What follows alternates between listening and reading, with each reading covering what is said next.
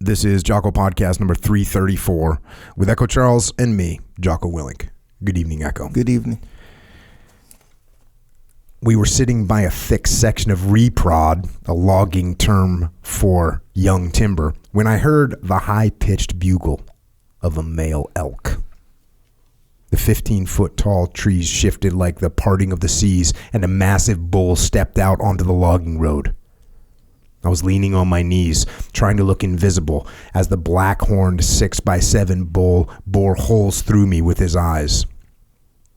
He was in bow range, and when I decided that I should try to kill him, the thing I'd been practicing to do for months, I realized that it felt like my arms were asleep and my heart was beating out of my chest. I don't know if I can even pull this bow back. The bull stood there, only 40 yards away from me. There was no question I should be able to kill him. I'd shot thousands of arrows at this distance all summer. I pulled back the bowstring and released. The arrow missed the bull, shot behind his butt. That meant I was about 7 feet off my mark, which was ridiculous. This was what I'd call shitting the bed. My first bow shot of my life at an animal couldn't have been much worse. I didn't get another opportunity that day, but something was ignited inside me. I'd never had any real ambitions or goals for myself, but something changed. Now all I knew was I wanted to kill a bull. So right after that first day hunting debacle, I became obsessed and hunted for the next 18 days straight, determined to succeed. That's right, 18 days straight. Finally, on September 13th, 1989, I killed my first bull. The first animal that ever died from one of my arrows was a small, young spike bull. Granted, it wasn't anything like the giant 6x7 I blew it on, but it didn't matter. It was my first bow kill and my first bull elk. Truth is, I didn't deserve a big bull yet. I hadn't paid my bow hunting dues. And, size aside, I didn't know many guys who had even killed a bull with their bow, so my spike bull accomplishment still felt special. It was almost a 3-week grind, but it was worth it. Some people live their whole lives never finding their true passion. I was 20 years old when I first tasted bow hunting success, and that marked the time I discovered my purpose. Suddenly, I had something in my life to focus my energy on. I quit college and quit about everything else just to be able to bow hunt more. I'll never forget where this journey began and how long it's taken to hammer away at a dream. We all have to start somewhere. Nobody is born great at bow hunting. The average success rate on hunting a bull elk with a bow is about 10%. So that's 1 kill every 10 years, or 1 guy out of 10 who is going to have success. That's never going to be good enough for me. Never was, never will be. Average sucks. Nowadays, I earn success on virtually every hunt in every state every year. So I expect to be 100% when the average is 10%. That said, I didn't wake up one morning great at bow hunting. I have worked for more than 30 years to get where I am today. It's not talent. It's drive. It's not raw ability. It's endurance. Hunting is my passion, and being successful at it is what fuels me every day to get better than the day before. And that right there is an excerpt from a book which is called Endure: How to Work Hard, Outlast, and Keep Hammering. And if you haven't figured it out yet, this is a book written by an individual named Cameron Hanes. Cameron Hanes is one of the most highly respected and successful bow hunters in the world. And in order to get there, in order to get to that level of expertise and ability, he has lived a relentless life of utmost discipline and unmitigated focus.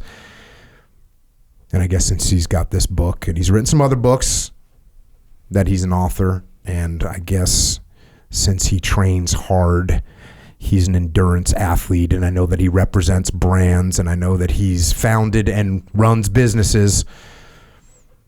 But first and foremost, he's a bow hunter, one of the best in the world.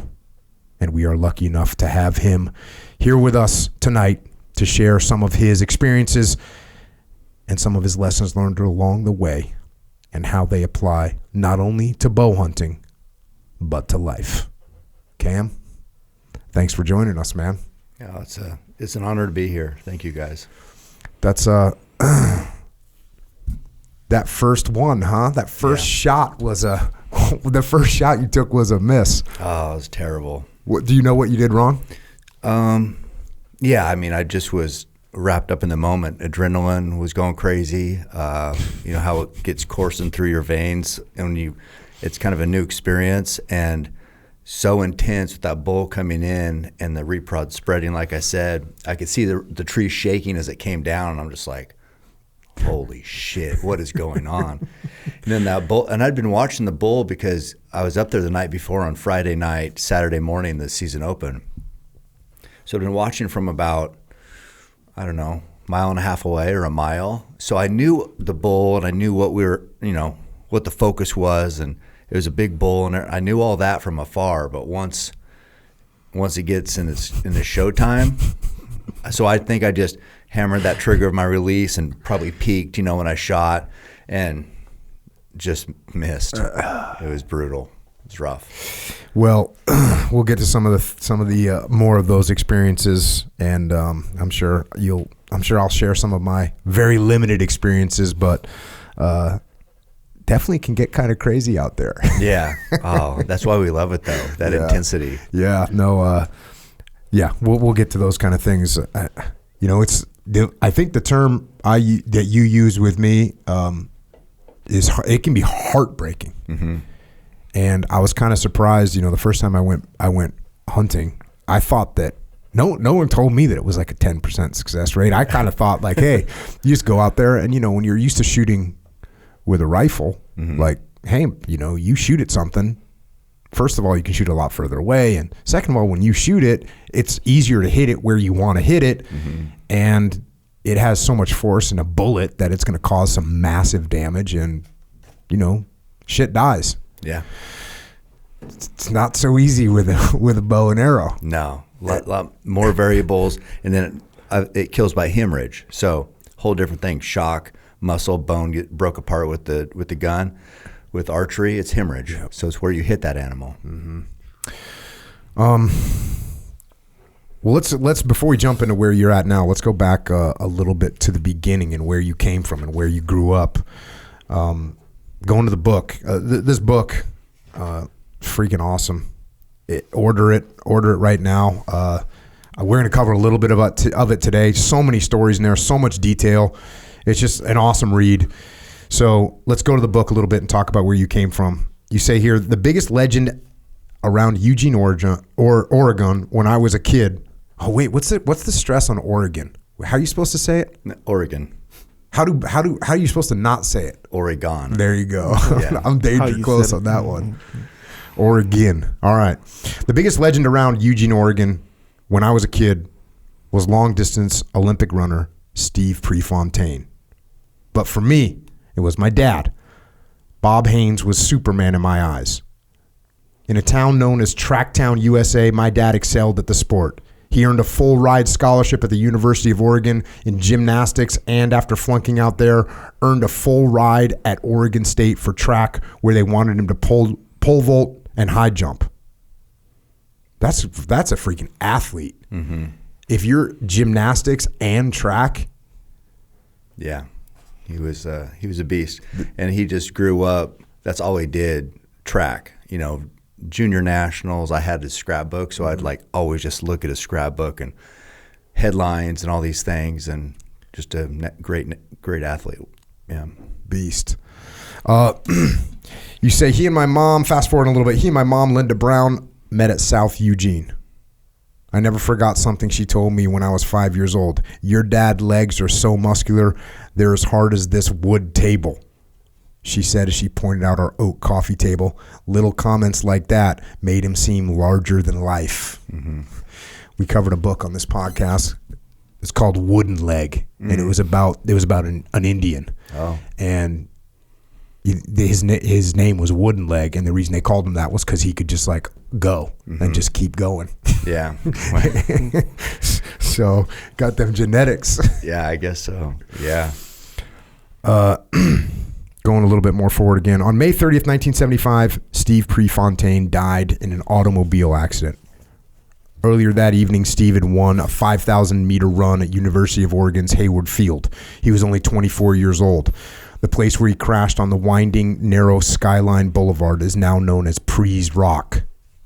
4 years earlier, another car accident happened only 10 minutes from Pre's Rock. Nobody got killed, but it might have helped tear a family apart. It's one of my earliest memories of my parents when they were still married. In fact, it's one of my only memories. I was 4 years old and I woke up hearing my mother yelling. I went to find her standing by the door, heading into the garage, talking loudly and frantically to my dad. When I stepped to her side and followed her eyes, I noticed the side of my dad's car was damaged as if he had just hit another vehicle. I didn't know this at the time, but my dad was an alcoholic. Thankfully, Bob Haynes was able to walk away from this accident. Not long after that, my parents divorced. So that's what was going on when you were. That's like your earliest memories, or really, you say your only memories of your parents being married. Yeah, and then then they were divorced, and I'd go back and forth. But them together, that's about it. And one other night, my dad, once college was over, he'd play softball, and he came home one night. I remember he must have slid in the base, and he had a bunch of blood running down his knee. And I remember sitting there and watching TV and looking at that. So those two, that's about it. That night after the softball game with blood, and then when he was drunk and hit a car. You go through in the book. You talk about your mom. She's got to kind of carry on with her life, right? Mm-hmm. I mean, she starts dating other guys. Eventually, she gets married to who ends up being your stepdad. Mm-hmm. How old were you when that happened? I think 5. And what did he do for work? He drove roller for the paving company. Got it. Sounds like he was a bit of a boozer too. Yeah. Yep.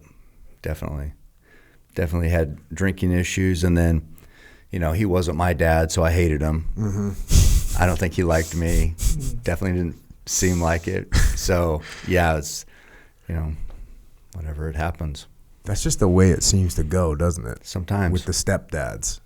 Yeah, but it's a tough job for them. Yeah, for sure. They're coming in. The woman better be pretty hot if they're gonna have to deal with these freaking kids. That's all I know. And there's 2 of you. Is there 2 of you? Yeah. So it's you and your brother, right? Yeah, my younger brother. He's a couple years younger. So yeah, my mom came with some baggage. Yeah, instant fan. We used to say in the SEAL teams, like when a guy would meet up with some girl or start like seriously dating a girl, and maybe even get married to a girl that had a couple, it's like instant family. Yeah, you don't get any a normal. You get married, you have like the honeymoon period or whatever. Mm-hmm. 2-3 years, just you and this girl. Blah. Yeah. No, you got instant family. I know. What are you doing on Saturday? You're freaking doing yard work, and like there's no honeymoon period. No, I know, it's rough. Rolling straight into it. Yeah. And then you got young Cam who hates you. Yeah, and I have, since my dad wasn't around, I just had this vision of my dad, and from what I heard in the scrapbooks. And so then this guy who comes in, who the fuck are you? What have you done? Drive roller? So it's a tough hand. It's no win for sure for him. You got some crazy stories in here. I had to pull this one out though. I don't even know why. This would kind of struck me because it seems like this kind of shit happens. to everyone in some way, shape, or form. You got this going on. When I was in 3rd and 4th grades, my mom worked with and became friends with this lady at the phone company. I remember her being very pretty and nice. They went out on weekends, leaving Pete and me with the woman's teenage sons to babysit. My stepdad had a Harley, and so did the husband of my mom's friend, so they would go out on road trips or maybe just out for the night. While it was a long time ago, I don't remember all the details. There are a few things I do remember that might always haunt me. The teenage brothers weren't the greatest babysitters. They used drugs and made me and my brother fight in front of their friends. They'd yell and scream and treat it like entertainment, coaching us on how to hit each other hard.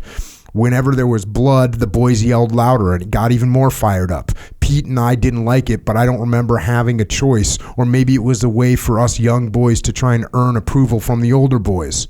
The brothers watched us at our house as we had a pool table, and then they and their friends had something to do as they acted crazy and got drunk and high during those stressful nights. They made me smoke pot so I couldn't tell on them. How old were you? 3rd grade. Damn. We'd do whatever they said, so I smoked pot, and then they put shaving cream in my mouth as they said it'd mask the scent of pot. The younger brother did most of the communicating with us and said if we told on them, they would tell my mom that I smoked pot too.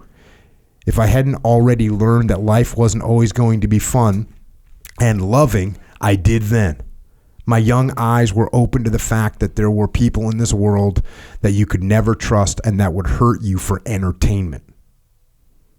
That's freaking crazy. Mm-hmm. And you go on to say that the one brother, one of these two brothers ended up dead of a heroin overdose, and the other one tripped out on some kind of drugs and killed one of his friends. Yeah, he took mushrooms that not long after, during that whole time, and thought his friend was the devil, I think is what it was, and ended up killing him when he was 15. Damn. So this is a rough scenario you're living in right now. Yeah. And how often are you getting to go to your dad's?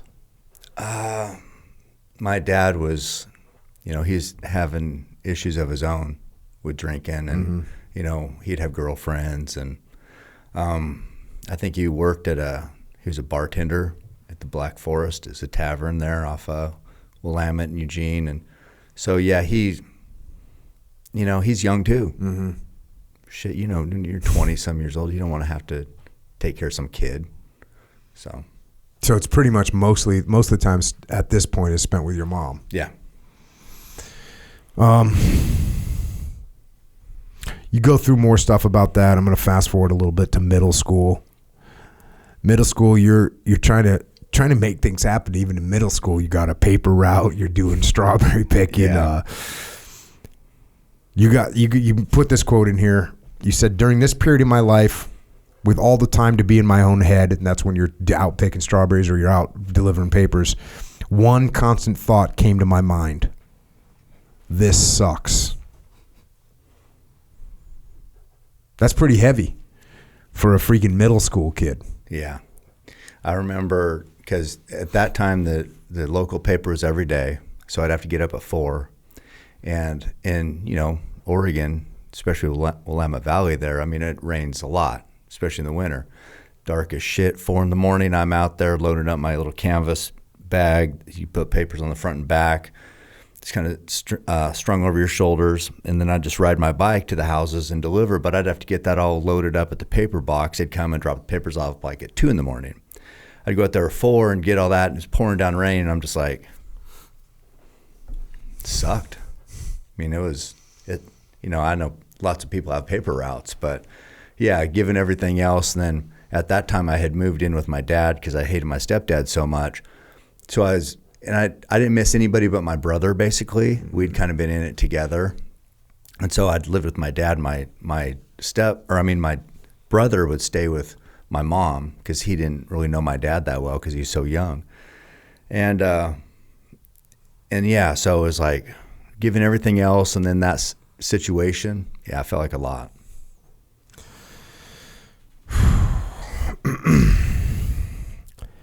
Fast forward a little bit more. You say, since my dad was some legendary track guy, I decided to attempt to follow in his footsteps.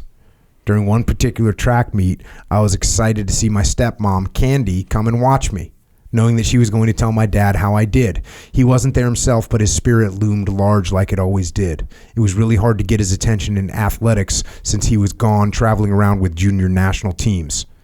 You couldn't do regular shit and be celebrated. I knew I had to make my mark, so I decided I would do it in the 800-meter race at that meet.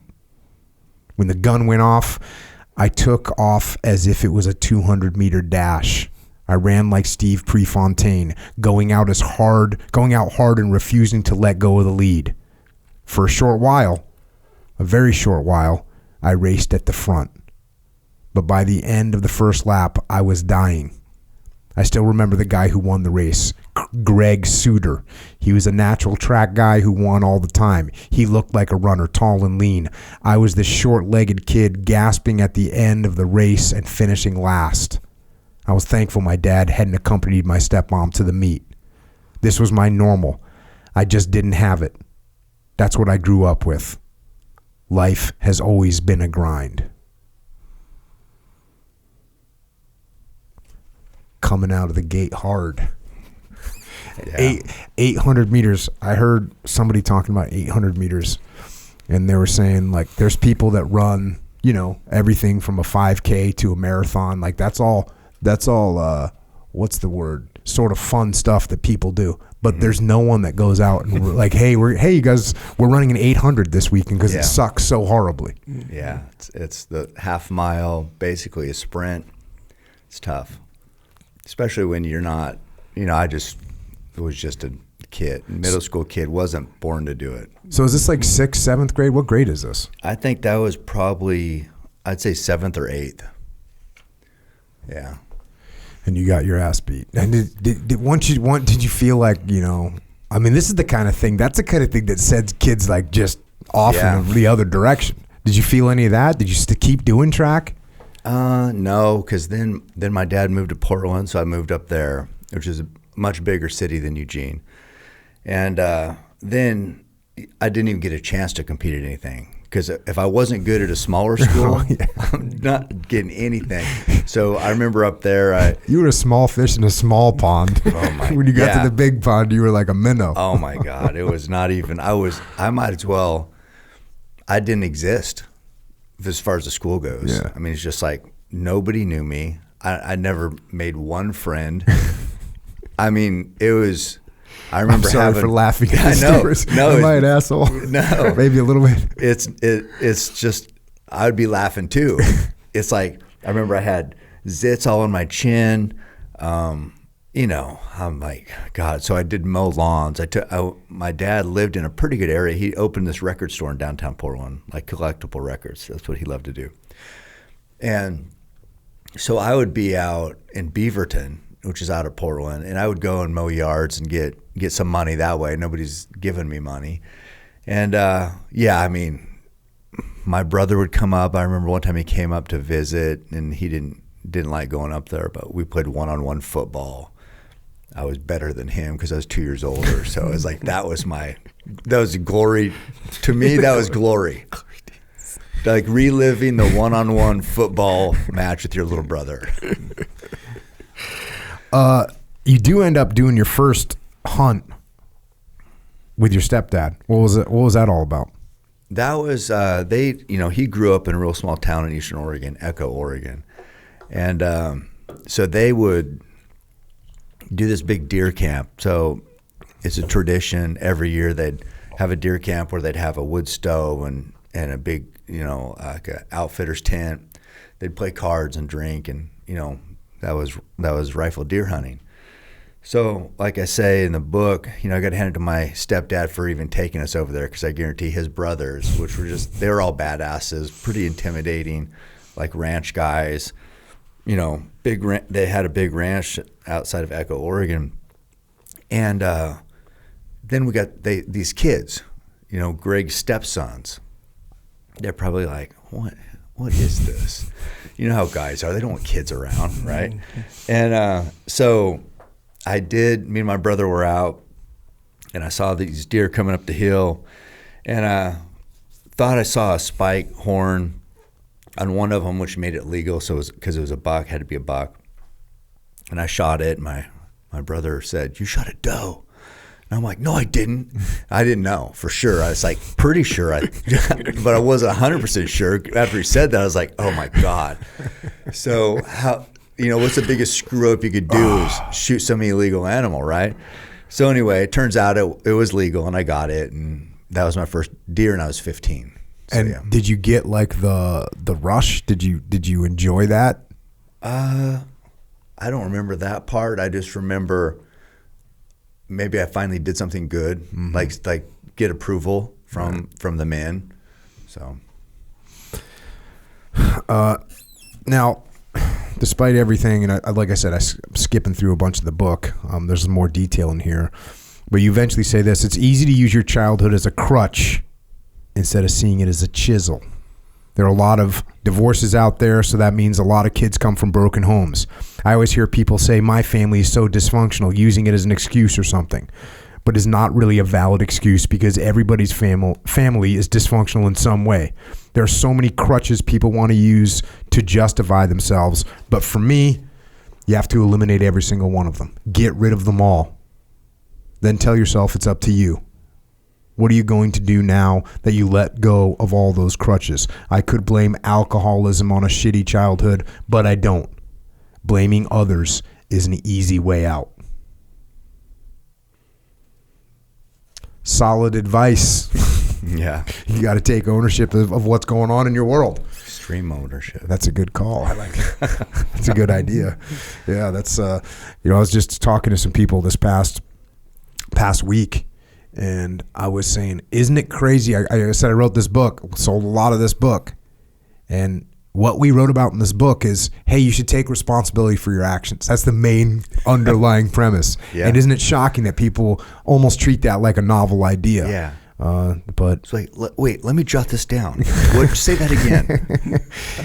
and the thing that I was also explaining to this group of people is that said, it's really heavy when you start to look at you look at your life, you look at your health, you look at your business, you look at your family, you look at your relationships, and you look at all those things that are messed up in all those areas. And when you say all those things, all those problems in my business, my life, my health, all those things are my fault, that's really a heavy weight to bear. But it's also extremely liberating because if it's all your fault, you're the one that can fix it. Yeah. You're the one that can get your business back together. You can repair the relationships. You can get yourself healthy. Like, you can take control of all those things. Mm-hmm. And that's the exact same thing you're saying here. When you're just blaming your childhood or your parents or your the alcoholism, all these other things, then you just become a victim to those things. And that's not, what can you change? Yeah. You're just a victim. It's happening to you. And you need to go make things happen yourself, not let them happen to you. Right. Definitely one of the underlying themes in this book you put out. Fast forward a little bit to high school, which you started getting into. As a freshman entering a new high school, I had no confidence and zero success to point to or build momentum off of. Life got worse after I decided to live with my dad when he moved to Portland. Suddenly I found myself in this big school I didn't want to attend, where I didn't know anybody. I struggled in my classes. I earned mostly D's as a freshman. I ate like shit and wasn't active, so I started gaining weight, and to make matters worse, acne became an issue. Basically, you're a teenager too, in a way. It's just gonna happen. Yeah, but there was like some studs. Like I'd see the studs, and like they didn't seem like they had zits. And they didn't seem overweight and looking down at the floor as they walked by everybody. So wasn't everybody. Yeah. That's a rough one. Yeah. You said this though. Fast forward a little bit. Soon I realized things had to change. That the situation in Portland was dire. Feeling alone and isolated caused me not to give any effort in school or make friends. My grades were all D's. I was overweight and insecure. So I moved back with my mom for my sophomore, junior, and senior years.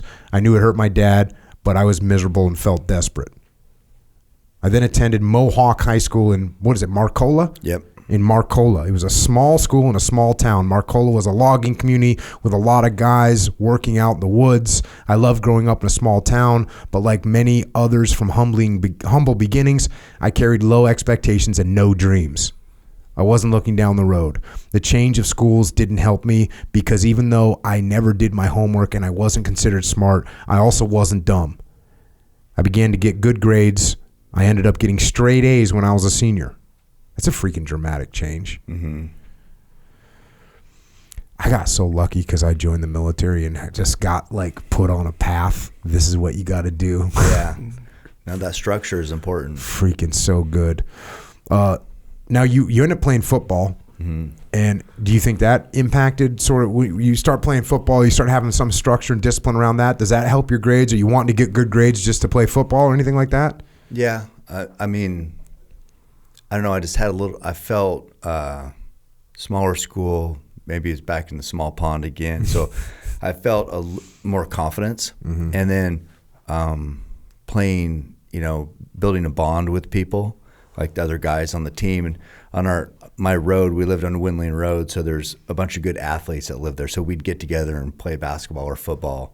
And so just competing, I think competition is what life, I mean, that's kind of a mistake I felt for a long time I made with raising my own kids, is I learned right there that life is competition.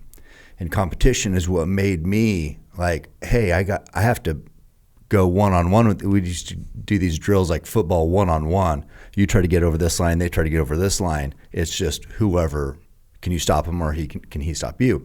So I realized those battles, that's what makes, especially a man, is like, we got to compete. That's what we're here for. So when I kind of skipped ahead, but with my kids, I like, no, you guys, life is going to break you if you're not built for this shit.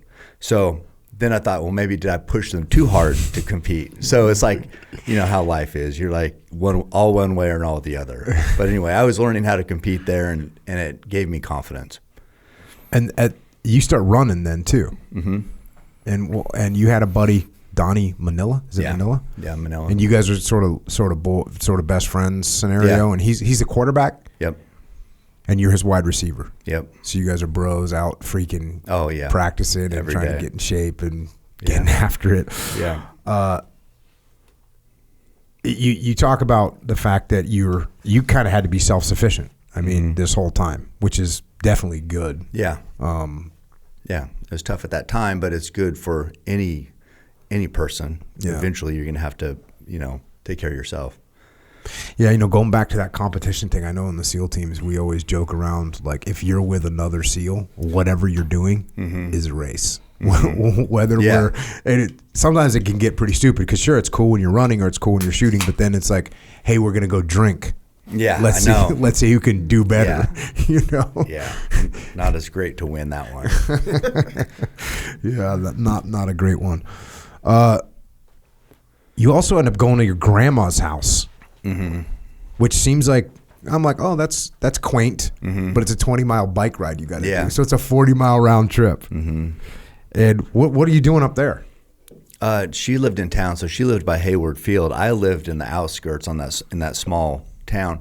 So I would ride there on this old 2-lane road all the way into town, and then I would hang out, watch MTV, go up to Eldon's Market. She had a tab up there, so I'd go buy stuff, go down to Amazon Pool, just kind of play basketball, hang out. But that was like I could get away from my stepdad.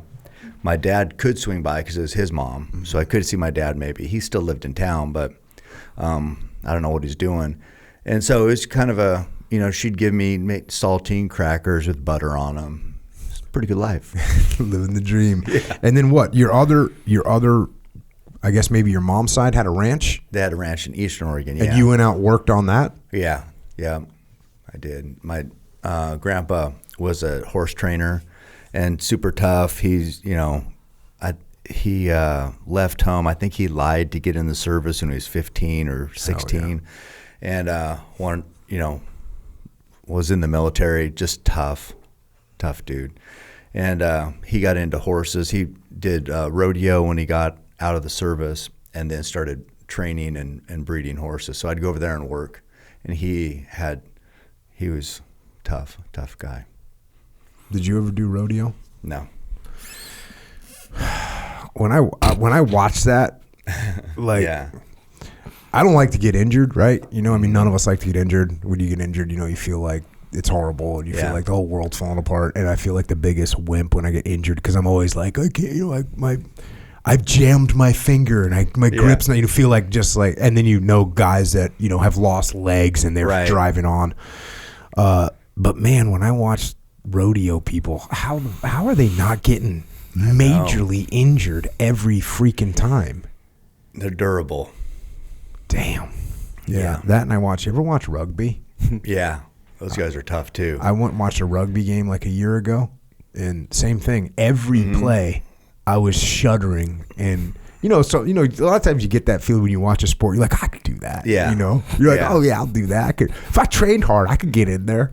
You know, but I was watching this rugby game going, I actually don't want to do that. I actually do not want to do that. These guys are impact every single time. So you're out there, and this is like typical ranch stuff where you're learning the like extra hard work is getting after it. Yeah. Yeah. Just get up early, get all the horses fed and watered.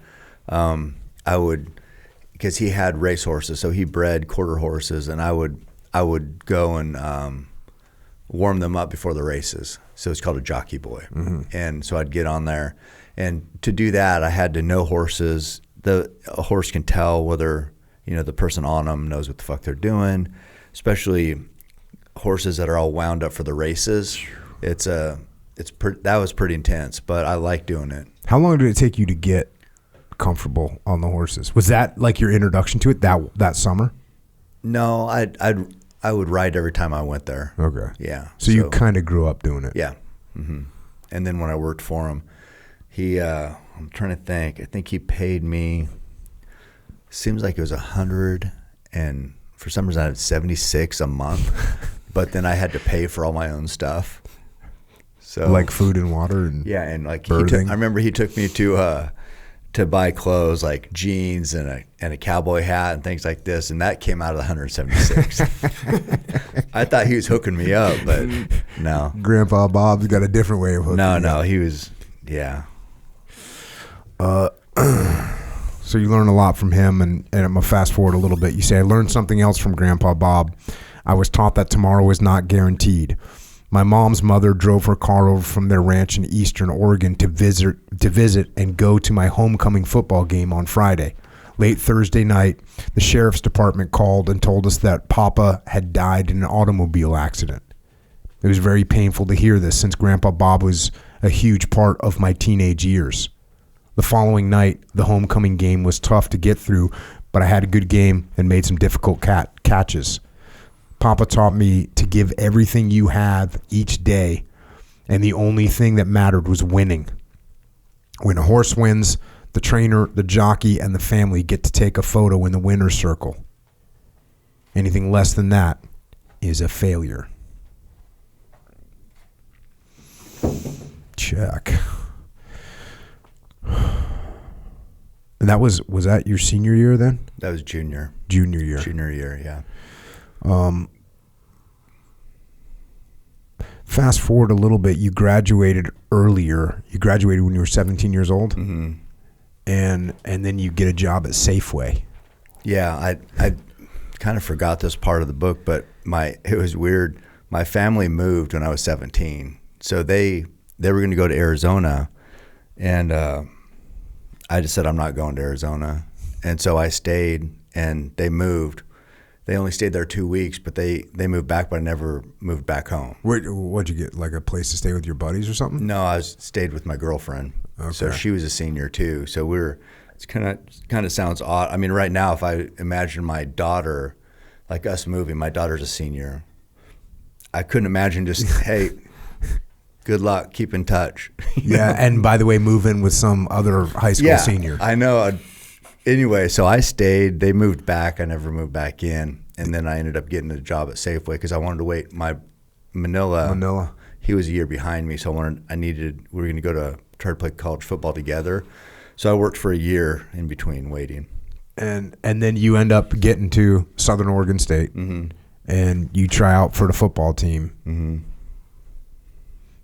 You say after trying to make the team, I redshirted for Southern Oregon State, meaning every day I practiced against the starting defense.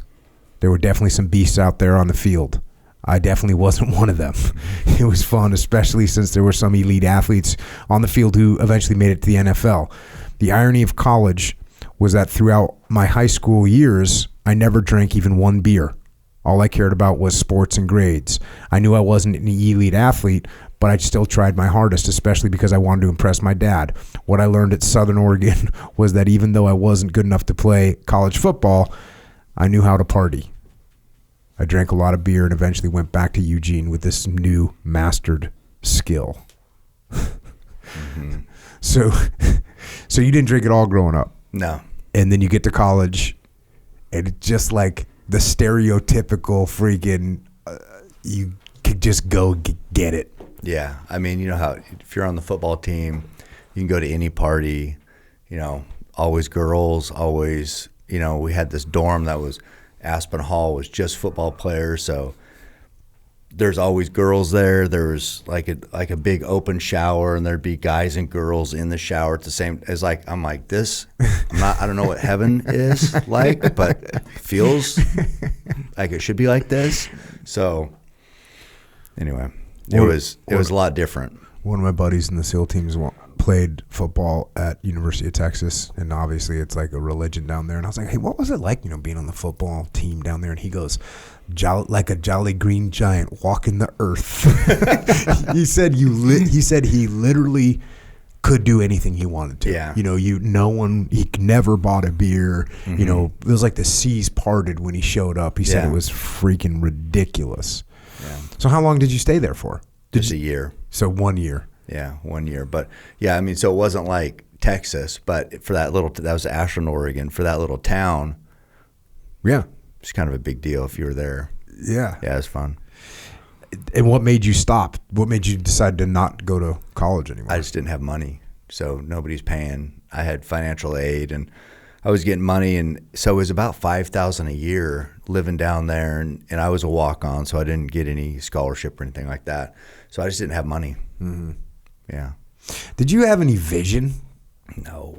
Yeah, because I think a lot of kids just go to college because that's like you're supposed to what it is.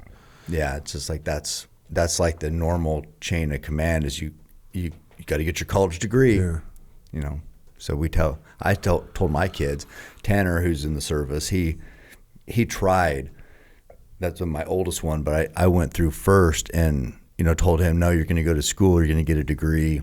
And I could tell it's just not happening. Yeah. So, but anyway, I fell into that trap too. Yeah. No, you go to college. Yeah, especially you go there for a year and you're like, what am I even doing here? Yeah. You know, like getting drunk, whatever, spending money.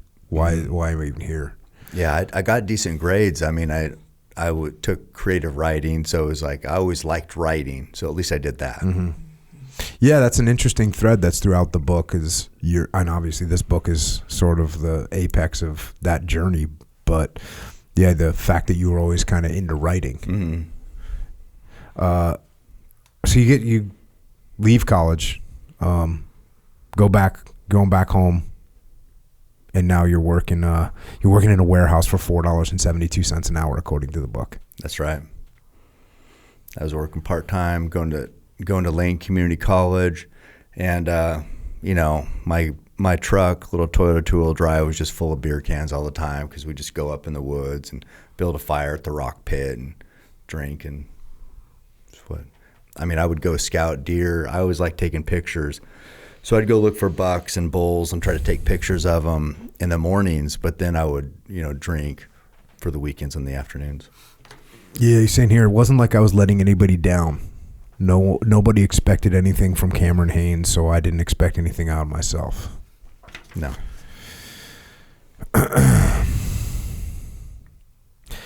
Fast forward a little bit. Thankfully, Roy kept on me and kept encouraging me to bow hunt, telling me it's way better than hunting with a gun, that there were less people, and that I would enjoy it. Roy got me started, but the only way I could build confidence in anything was to go out and do it. Soon I focused my energy on bow hunting. Like athletics, it provided a challenge. I found the perfect thing to work hard at, something that challenged me that not everybody was good at. When I was successful at bow hunting, it gave me a lot of confidence. For a young man, having confidence and getting positive reinforcement in anything was a powerful spark for change in my life. Here's the truth. I'm an average guy who has experienced above average bow hunting success over the past 3 decades. One thing is for sure, if I can do it, anyone can. I came from nothing and had no one pushing me or even believing in me. For this reason, my story proves that in bow hunting, the most average person can achieve the grandest of dreams. Footnote, there's a hell of a lot of hard work in between average person and dreams on that one. Mm-hmm. So how did you know Roy Roth? He went to Mohawk. He was a year ahead of me.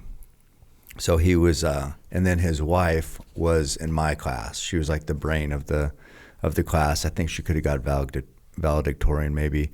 So that was Jill. But yeah, we didn't hang out because I just did the football, basketball, baseball. He had a trap line and would always be in the woods trapping. He did play he was good at football and baseball, but no basketball. But we didn't really hang out or anything. But he was always the guy. If I had a hunting question, I'd be like, well, I'm just gonna ask Roy. He's like the best in the school. Mm-hmm. And so from there, we kind of built a relationship when I was still rifle hunting. And then he inspired me to buy a bow and get going down that road.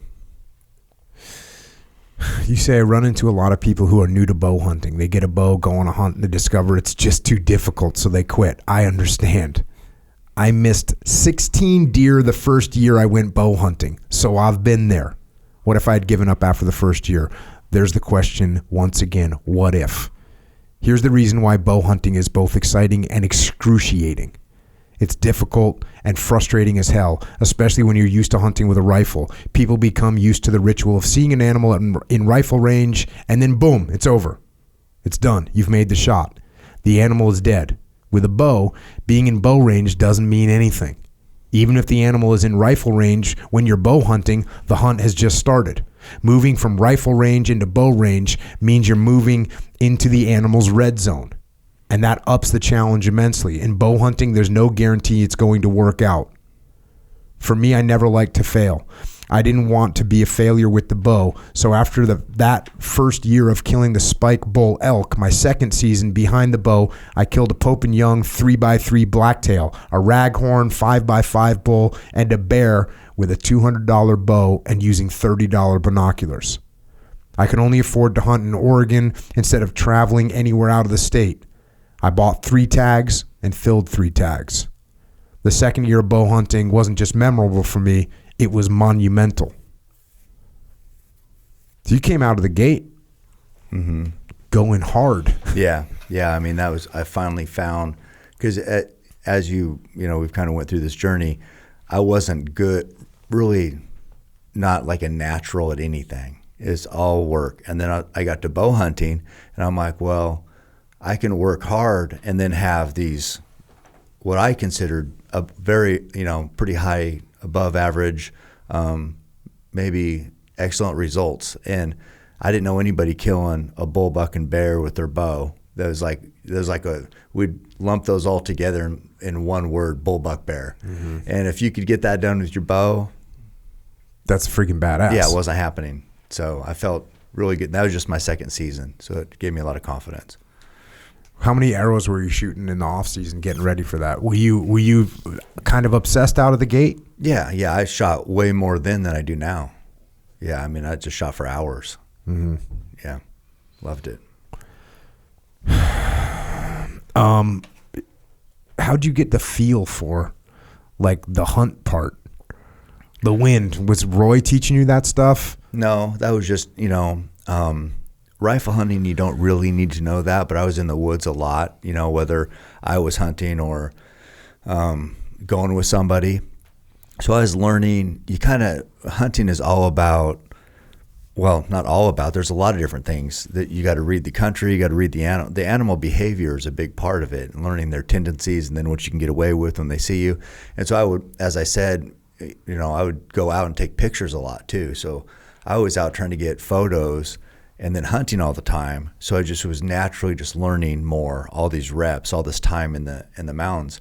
So then when it came time to actually try to kill something, I had a big advantage because I had just been out there, the time spent, and it felt pretty natural, but I still had to learn about the wind, had to learn about when an arrow hits an animal and you're reading the blood trail, where that blood's from, the injury you've caused the animal, how to trail that thing, whether it's hoof marks in soft soil or rocks overturned, different things. Ferns would be kind of indicate the direction of travel. So you still had to look. A lot of woodsmanship goes into successful bow hunting. So I had to learn that. And that just takes time.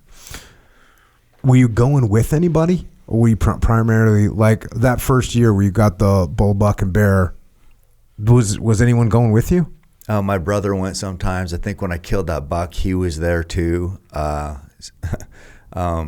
then the bull, let me think. No, the bull I was by myself, bear by myself. Mm-hmm. Yeah. Yeah.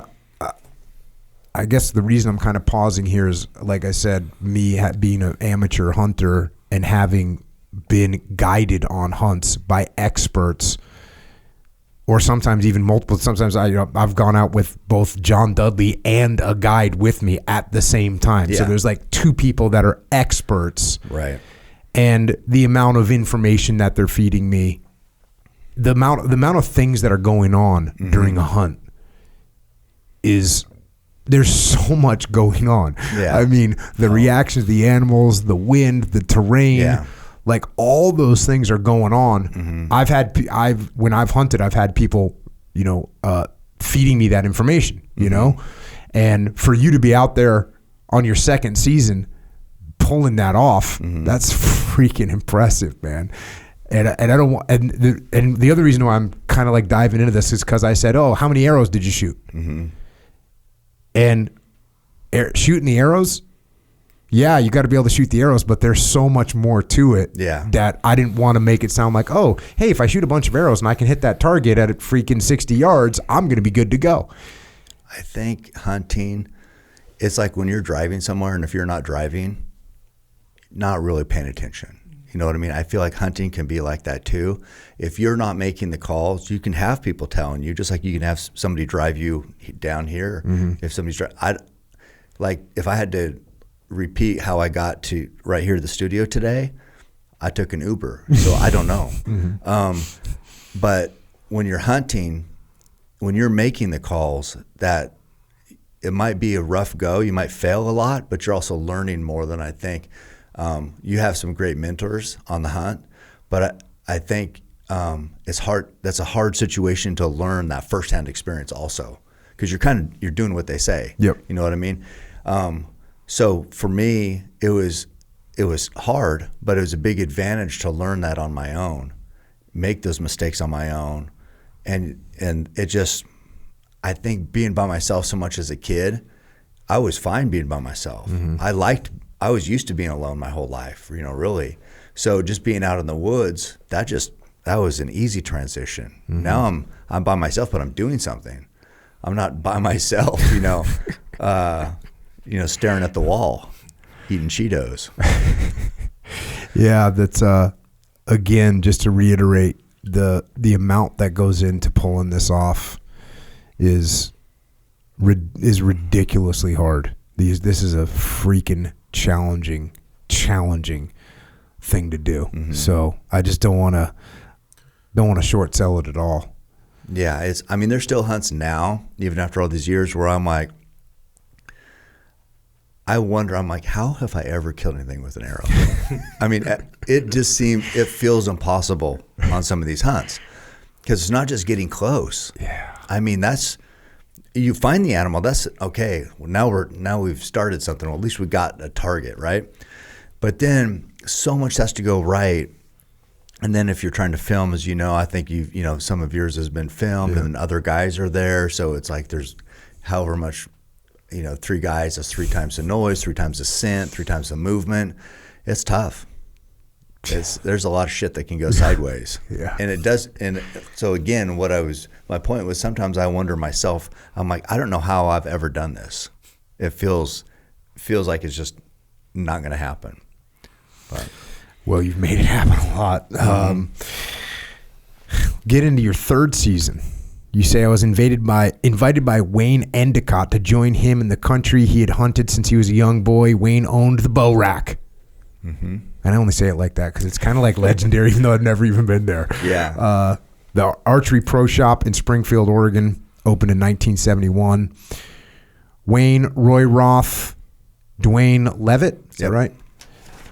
Jeff Brooks and I ventured toward the legendary Steens Mountain.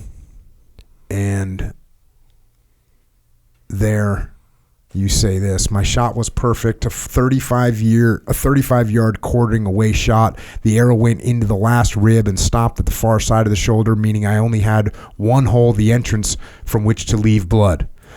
I was using Thunderhead 125s, which are good, tough heads that did the job. That one perfect arrow put the bull down quickly, even though I had scant blood trail to follow. The Roosevelt bull was a big-bodied beast, though, and his heavy hoofs scarred the soft soil deeply. I followed his fresh, deep-cutting tracks for 50 yards down the hill before pulling back a wet fir bow, revealing the fallen beast in a tangle of fireweed. This dark, antlered 5x5 was my best bull to date. I remember every detail of these hunts like they were yesterday, hence the saying, "The beast is dead, long live the mighty beast." Bow hunting had gotten in my soul. At that time, I had no idea how it would end up directing my every step through the journey of life. Check.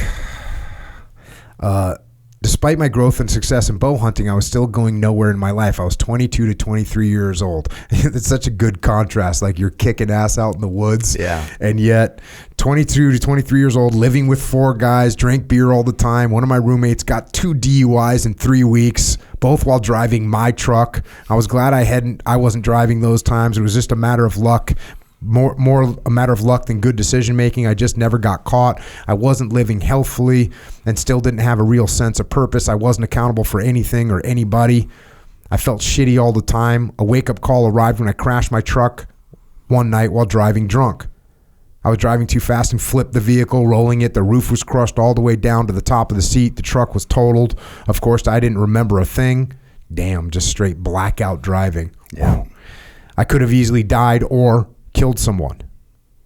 Did I wake up? No, not yet.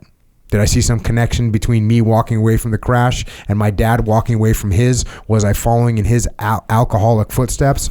My life had become a living with a bunch of guys, just partying, basically working during the week, going to clubs on the weekends, just drinking at the apartment or on the lake. It was a great life. Yeah, I would usually on the weekends I would get up and go. We lived on the second floor of the Chase Village apartments, and I'd go out and look and see if my truck was there. And I had driven my truck. Damn. And I'd have to go see. So if the truck wasn't there, I'd go back in and I'd be like, "Where's my truck? Don't you remember you left it at Scandia days or whatever the hell?" It's like, no. Damn. So it was just, just being an idiot. Yeah. You say the same year I killed my first bill in 1989, I wrote my first hunting article, Bulls, Bugles, and Botches for Western Bowhunter. So you're getting to writing pretty quickly out of the gate with this. It's cool in the book. You got a bunch of the articles clipped out. So you're on this kind of, well, I'll use your word, loser path. Yeah. Normally I wouldn't say that, but you got it in the book. You say being a loser isn't cool. But you know what's worse than that? Being a loser dad. When Tanner, our first son, was born in 1993, something inside of me switched. They say parenthood changes everything, and it did for me. Suddenly I wasn't just on my own. Now I was affecting other people's lives. I got to be an example. Alcohol was poison. I had seen what alcohol did to my dad, ruining what he could have been, something incredible, and I was seeing it do the same thing to me, so I stopped drinking. Alcohol wasn't going to help me in any area of my life, especially with my hunting. I'm not judging anybody else, but for me, I had to quit drinking. So Tanner coming along is really seems like from the book, it's the catalyst for real change in your life. Yeah. I mean, and people always say, and maybe it's true for them, but they say, well, I don't know. There's this thing like if your father's an alcoholic, then you have a greater chance of being an alcoholic, and like this, it keeps this whole thing going, right? And then people learn from it, this and that, and it all sounds good. I knew all that. I didn't really care. Even when Tanner was born, I felt different, and I was like, okay, this isn't just me being a 20-some-year-old guy just going to the clubs. That's what it feels like everybody does. But then with the kid, then still I didn't. I was like, well, I probably shouldn't be a dipshit like this, but I still was. I'd not drink for a little while, then I'd, whatever, go back out. Tanner was around, so my wife, we were just in our 20s, mid 20s, and I was still doing stupid shit. And then, so it wasn't just like right when he was born, it still took a while. Right. And I was still fucked up. I would still drink and drive. I remember leaving the Oregon football game. I'd driving over all the cones, and this cop jumped out, told me to pull over. And I was just, why am I driving over the cones? I don't know. It's halftime, been drinking for the whole game.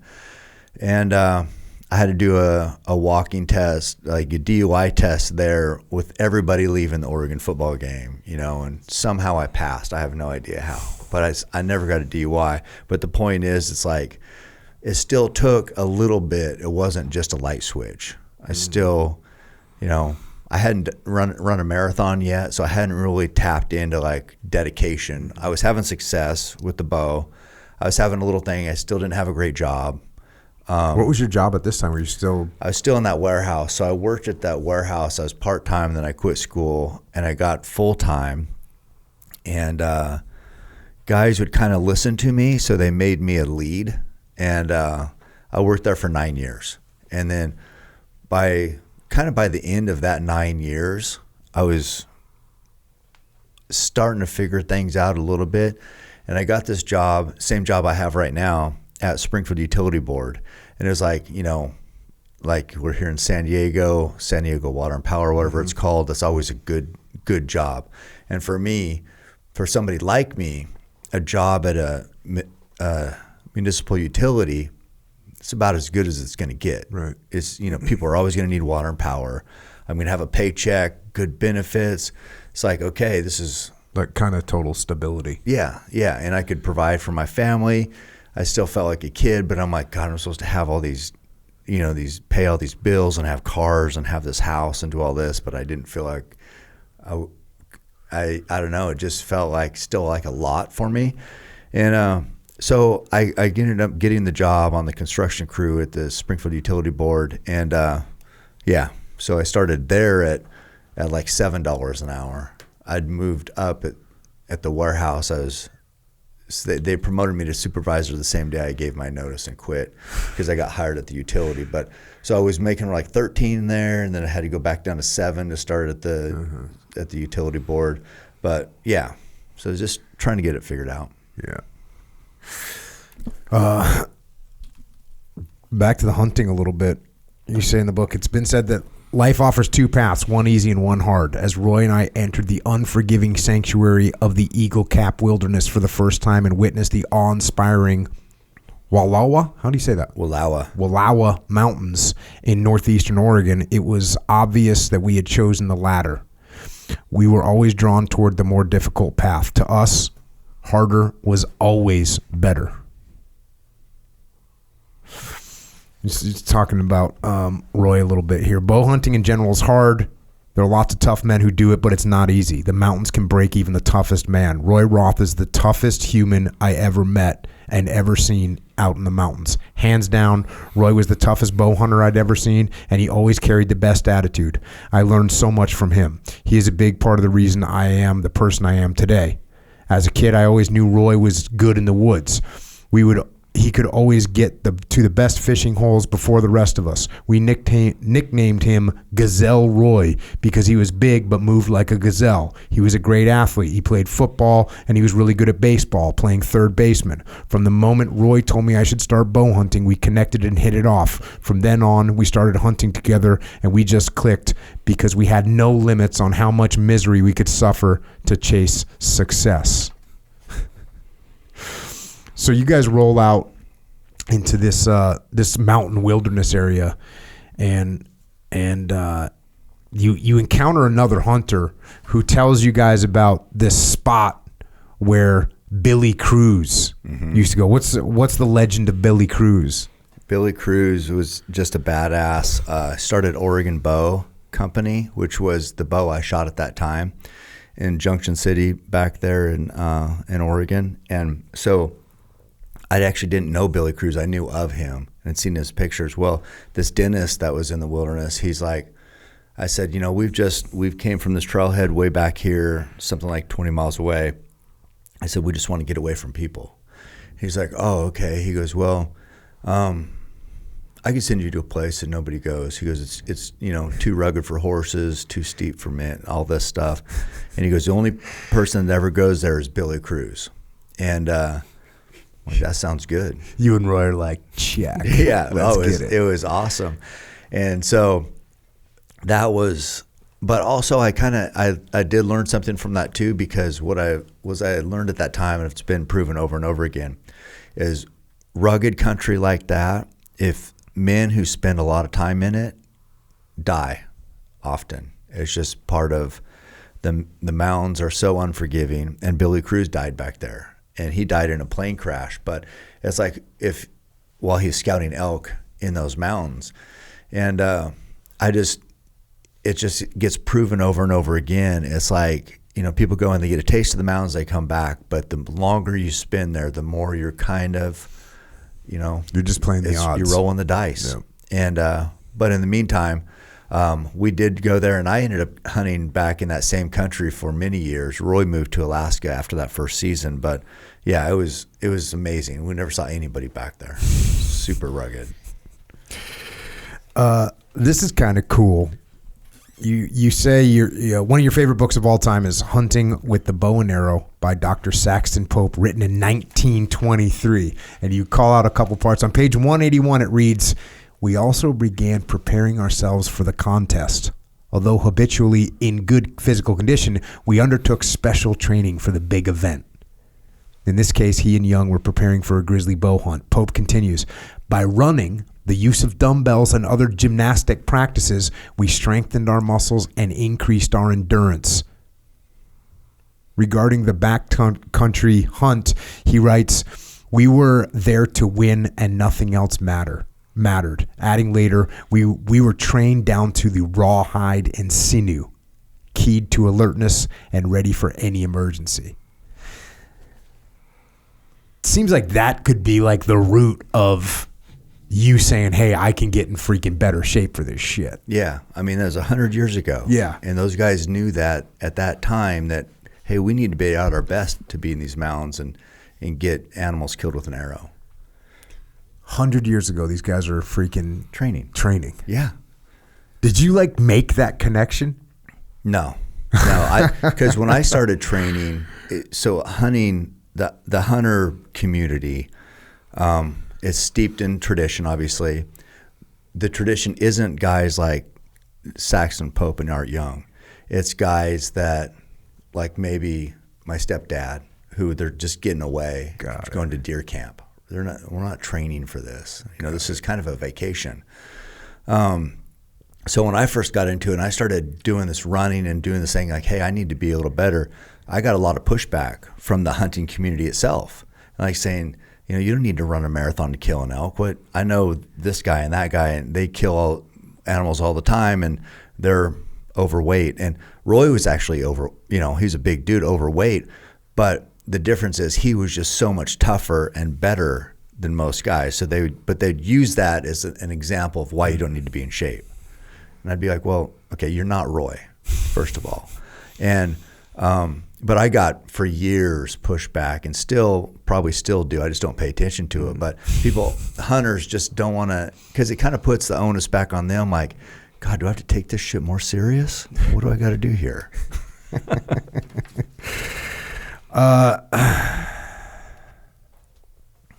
So, like you said, Roy moves to Alaska, and you go. It's pretty. Not funny is not the word, but you can't find anybody else really to hunt with. No. He must have been one of those bastards, just like strong and can just carry his weight. It's no factor. No, I can't remember if I talk about it in there, but one time we were on Prince of Wales Island. Here's his attitude wrapped up. To hunt Prince of Wales for black bear, you need a boat. It's all on the island chain. You got to go to open water sometimes. There's tides coming in and out, so the water is pretty dangerous out there. But we had boat motor problems, and without a boat, the motor running right out there, it was not only dangerous, but you couldn't get anywhere. So he's like, I'm gonna take this motor off and go into town, Craig, Alaska, which is there in Southeast Alaska, but it was about 15 miles on the water, and he had this little like 10 or 12 foot raft that he had to put a piece of plywood on, put the motor on, and kind of lay down and kind of hold the front of it, because to get on step, that it was coming up, and so he would have to lay, and he did 15 miles all the way in there on a Sunday, bought this new motor for $4,000, and all the way, he got a ride on actually a big ship. And I could see him. I would see him coming the next day, and I'm like looking, and I'm like, I think I see Roy on there, and they're like towing this little raft, just tied to a rope behind it. And I'm like, so anyway, it was and he did this at midnight when he took off. He's like, well, no, this is what we got to do. Just by himself, and went in, bought this, $4,000 motor, brought it back out. We're back in business, killing bear. But that. Whatever it took. Yeah. That's the attitude right there. Hey, this isn't working. Here's what we got to do. Whatever it takes to make this happen. Most people aren't like that. Yeah. No, that's next level. Yeah. You say then after he moves to Alaska, for the next 12 years, I ended up hunting in the sprawling, unforgiven Eagle Cap wilderness, most of the time on my own. My entire existence seemingly revolved around preparing for just one crack at the wilderness bulls and bucks where Billy Cruz had walked. I learned more about myself on those solo hunts than I could have in a lifetime in the everyday world. One of the things you learn, you talk about, are you willing to bleed? In most cases, it takes some blood to achieve your goals. The farther you go, the fewer who will be able to go or be willing to go with you. I knew that if I could get back farther into the wilderness, I could find better hunting. I could get away from other hunters if I was in better shape. And if I was mentally stronger, I could outlast anyone. This is sort of like this. It's really cool to read the book, and there's so many good details in here to see your evolution as you're kind of pioneering this attitude of like, I can just outwork and go further, and I'll end up being alone out there. Yeah. And that's what I want. That was the only way I could up my odds. Now we get to go hunt some great country. Money can get you that opportunity, or knowing the right people can get you that opportunity. So that ups your odds a little bit. It's still very hard, as you know, still very hard, but you'll earn opportunity. But for me at that time, the only way to earn opportunity was, I had no advantage. I had no money advantage. All people in the regular society, they're smarter, more money, more connections, more whatever. I was down at the bottom. In the mountains, I'm like, okay, I call the shots back here now. All those advantages you have on the outside don't mean shit back here. Now, if I'm in better shape than you and I know this country better and I'm willing to work harder than you, this is my country. I call the shots. This is my domain. I'm laughing and smiling over here because all the money in the world isn't going to carry your ass up that freaking hill. No. That's it. And that's the first time I ever felt like, because I hadn't felt like shit my whole life, as far as, I don't know where I stood on, I guess, a ladder of success. And now all of a sudden I'm like, wait a second, this is different. It felt different. the challenge for me at that time was trying not to be, I was selfish, because it's, I found something that, like, for me was good, but now I had family at home. So I'd be back there all the time, and I'd be like, should I be back away from my family? Because it wasn't like a job. Mm-hmm. And were you making any kind of connection towards what it could turn into? No. Or you was just meat? No, I was just, this is just what I wanted to do. So it was like a selfish thing, because people can justify all the time, well, I got to do this for work. So I got to travel for work. And it's like, it gives us, it's easy to say, well, people have to do that. We're providing for the family. Something like that, I'm going to sell an article for $50 and be away from my family for 10 days. That doesn't pencil out. But it's just like, I felt like that's what I needed to do. Because when I wasn't doing that, I was at home, I was miserable. Then I felt like maybe I wanted to go drinking, or maybe how am I getting this, like a buzz, I guess.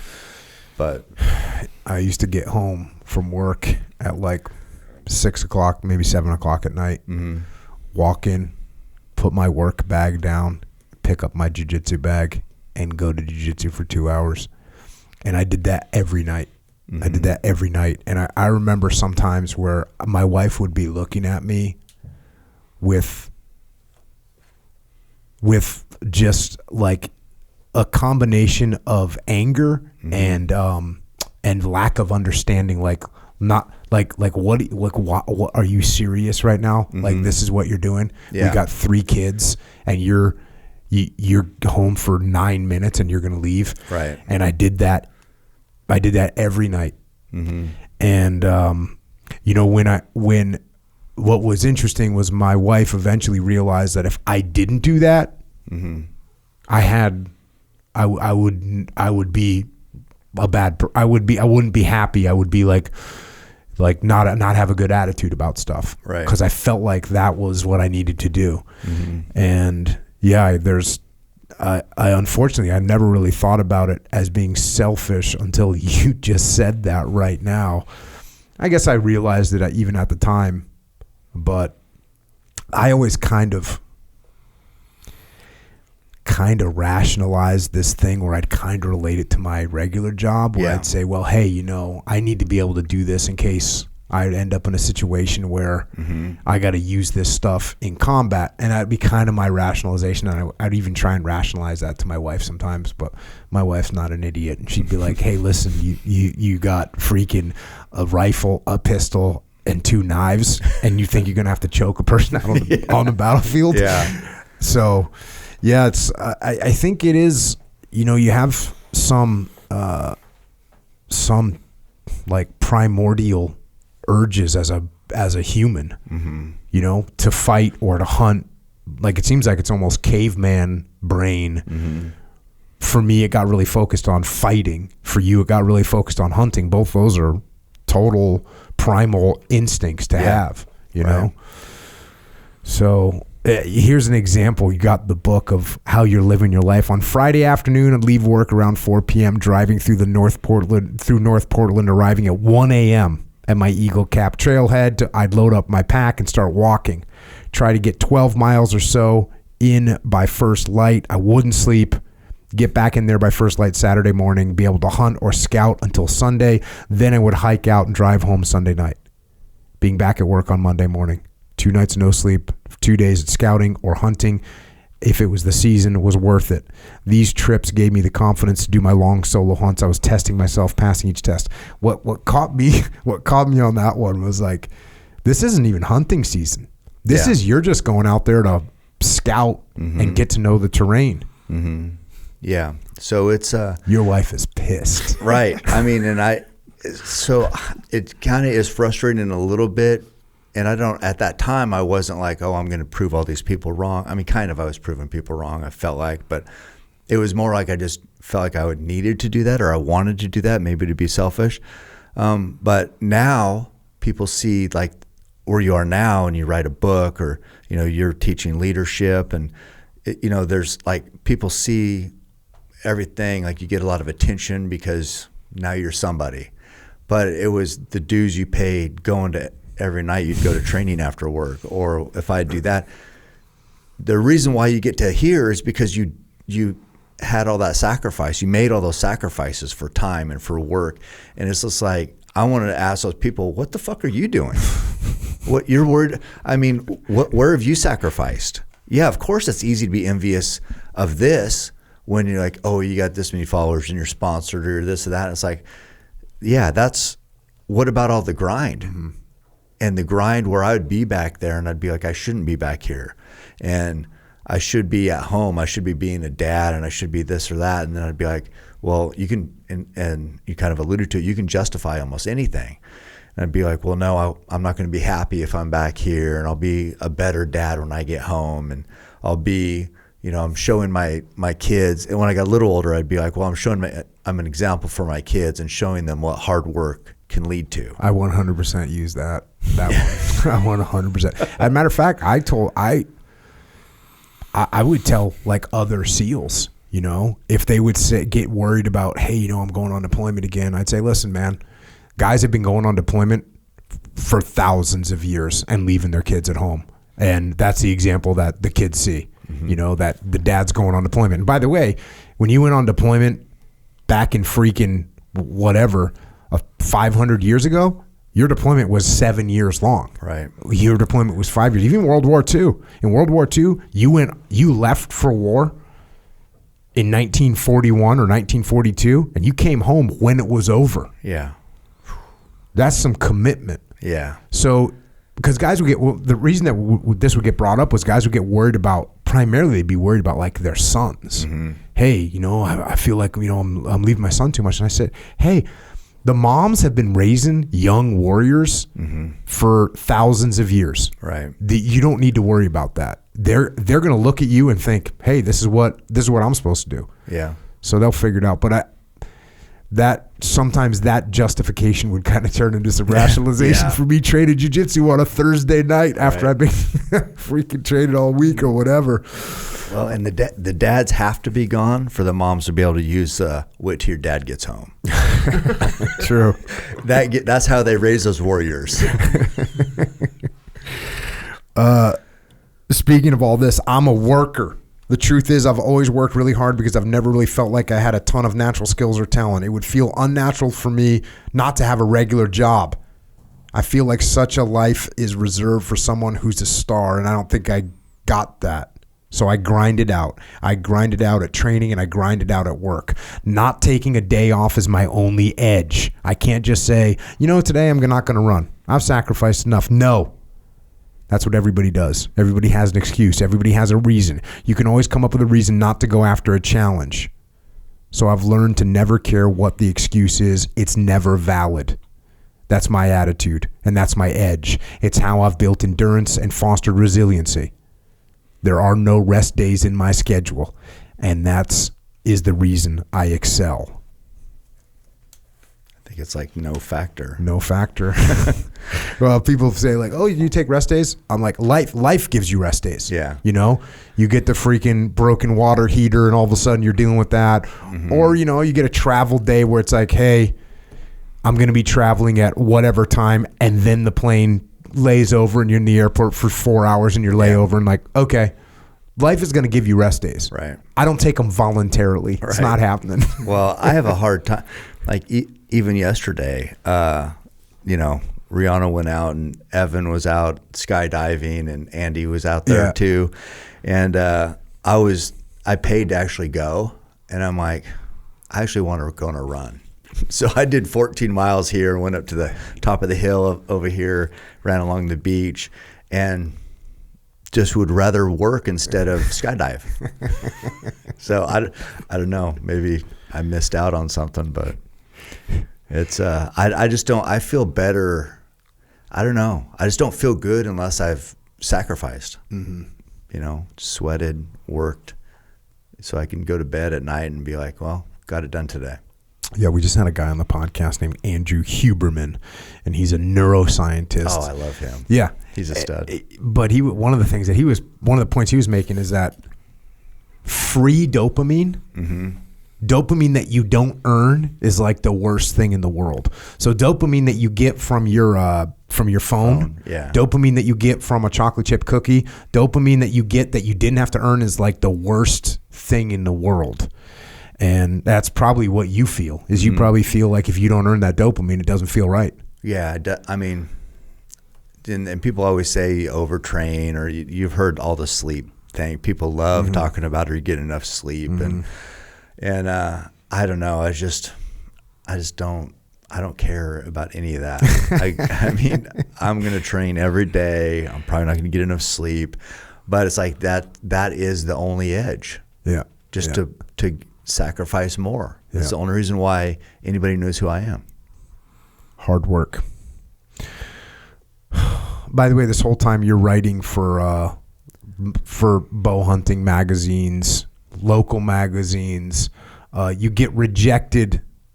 You get rejected by Bowhunter magazine. You write about that there, which is, I mean, that's what happens, right? Yeah. That's what happens. Then you say, I decided to write my first book, Bow Hunting Trophy Blacktail. There was never any grand plan. One day I decided I wanted to write a book, and I wanted it to be badass. Hardback, full cover. So you do that, and you have to borrow a bunch of money to get the thing published. Yeah. It was like, what, 50 grand? Yeah, it was 50,000. No, because the book was like over $10 each because it was full color, full like glossy paper, and I didn't know anything about anything. So it made 5,000 of them, $50,000. I had like maybe $200 of it. So I borrowed, I think, $15,000 from my grandma, $10,000 from my in-laws, my mom, I think 15. Anyway, What year was that? That was 99. So like the internet isn't even around yet. Like, No. you can't even sell this thing on the internet, really. No. You needed to have a magazine. How long were those freaking boxes of books sitting around the house for? Years. Years. I mean, we moved them a couple times. I had a whole spare bedroom filled because it had 5,000 books, and they're heavy too. Yeah, that is not fun. No, and it took, and your wife's like, dude, I know. you spent 50 grand and now we got one less room in our house. I know. It was not penciling out. If this was a business plan, hey, what's your business plan? I never did that one time. Yeah. I never even knew how much the books were going to be until they said, well, here's what you owe us. So I'm like, no, I'm writing a book. I will self-publish it because nobody said the market's not big enough because it's just black-tailed deer, which is just on the west coast of Oregon, Washington, California, and BC. And so, yeah, it took forever just to even make that money back. But I paid everybody back. It took a while. What'd you sell the books for? I think Like $20? I think 25. Okay. Yeah. And then 5 shipping. So it was like maybe $29.95 with everything. Yeah. And packing them up yourself. Yeah. Oh, I know. Yeah. It was, yeah. One thing that's awesome about this story, though, is, I mean, your story, your life, is that you just took something that you love to do and just all in. Like, that's what you're doing.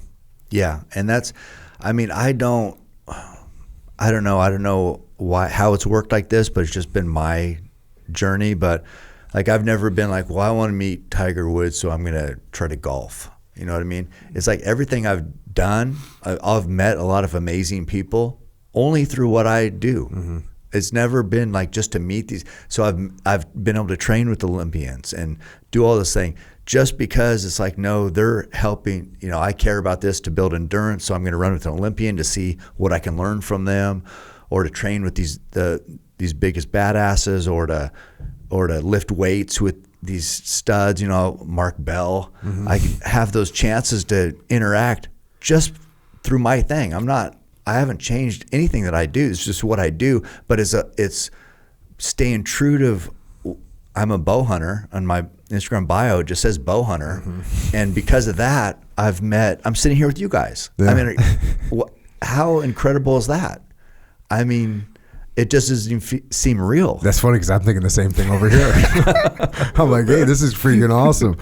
You did eventually you got into bow hunter, and your first thing that you wrote, this was in 2009, was called Bleed. Yeah.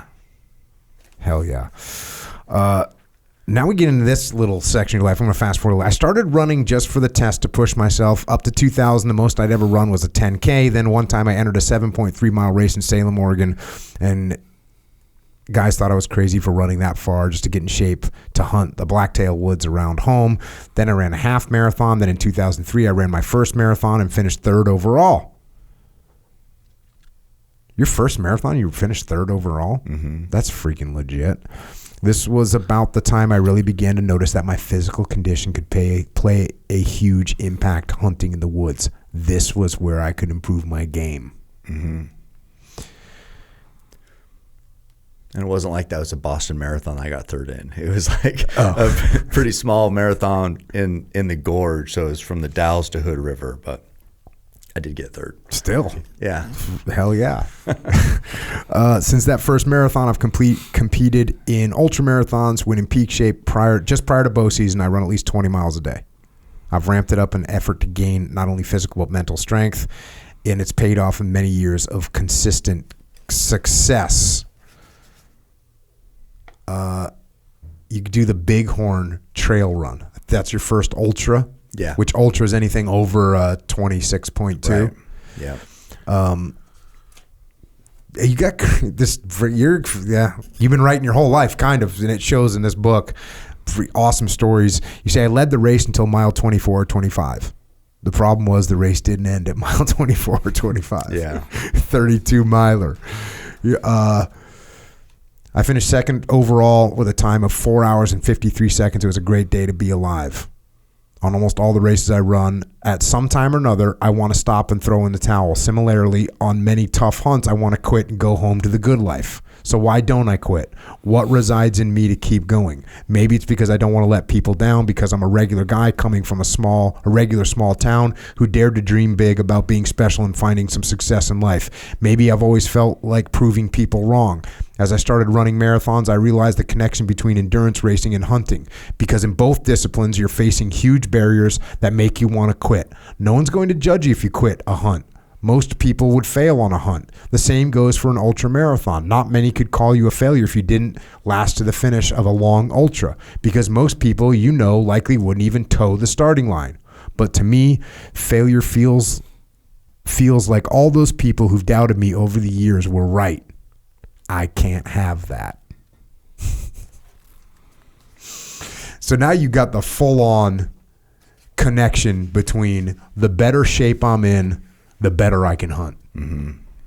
Yeah, it's I noticed that I had a big advantage over people.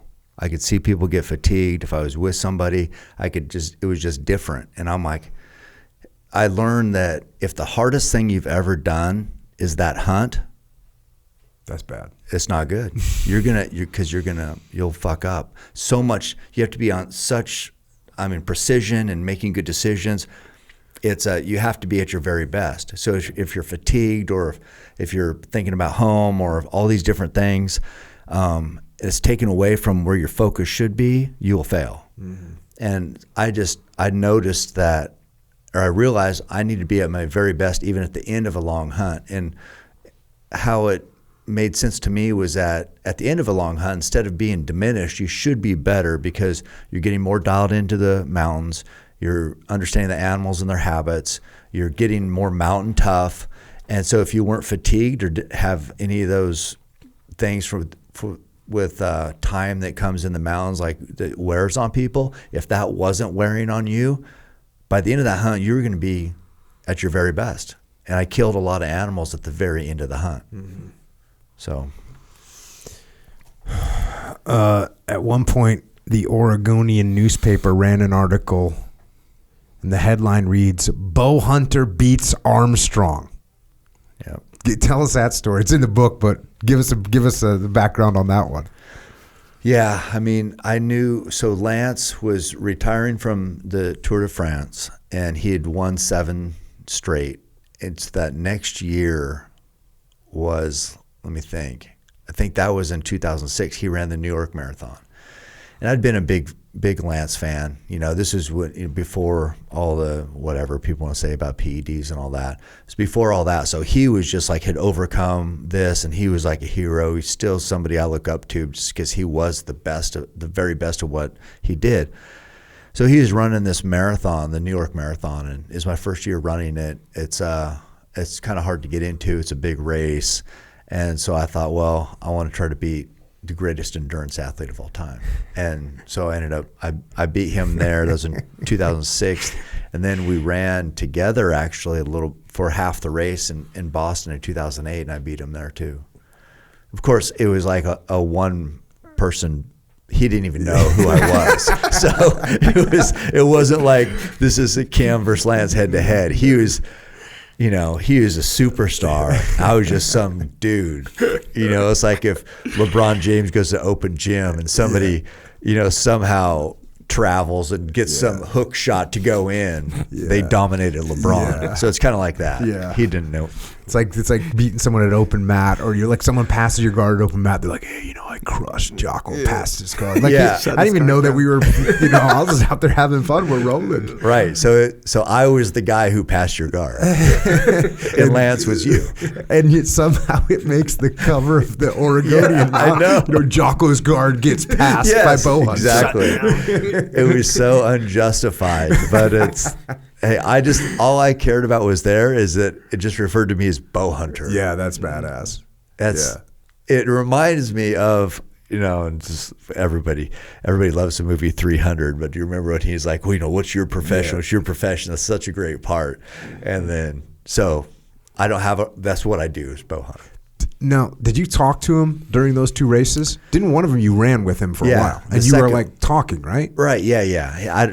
Who knows if he'll remember? I think we did send him a book though. So. But I was going to say, so you're not connected now? I'm supposed to do his podcast. Oh, okay. Well, but we've never talked about this. Yeah. Like he and I, but he's going to be like, I let you win. I don't know. He'll be like, what? I don't even know who you are.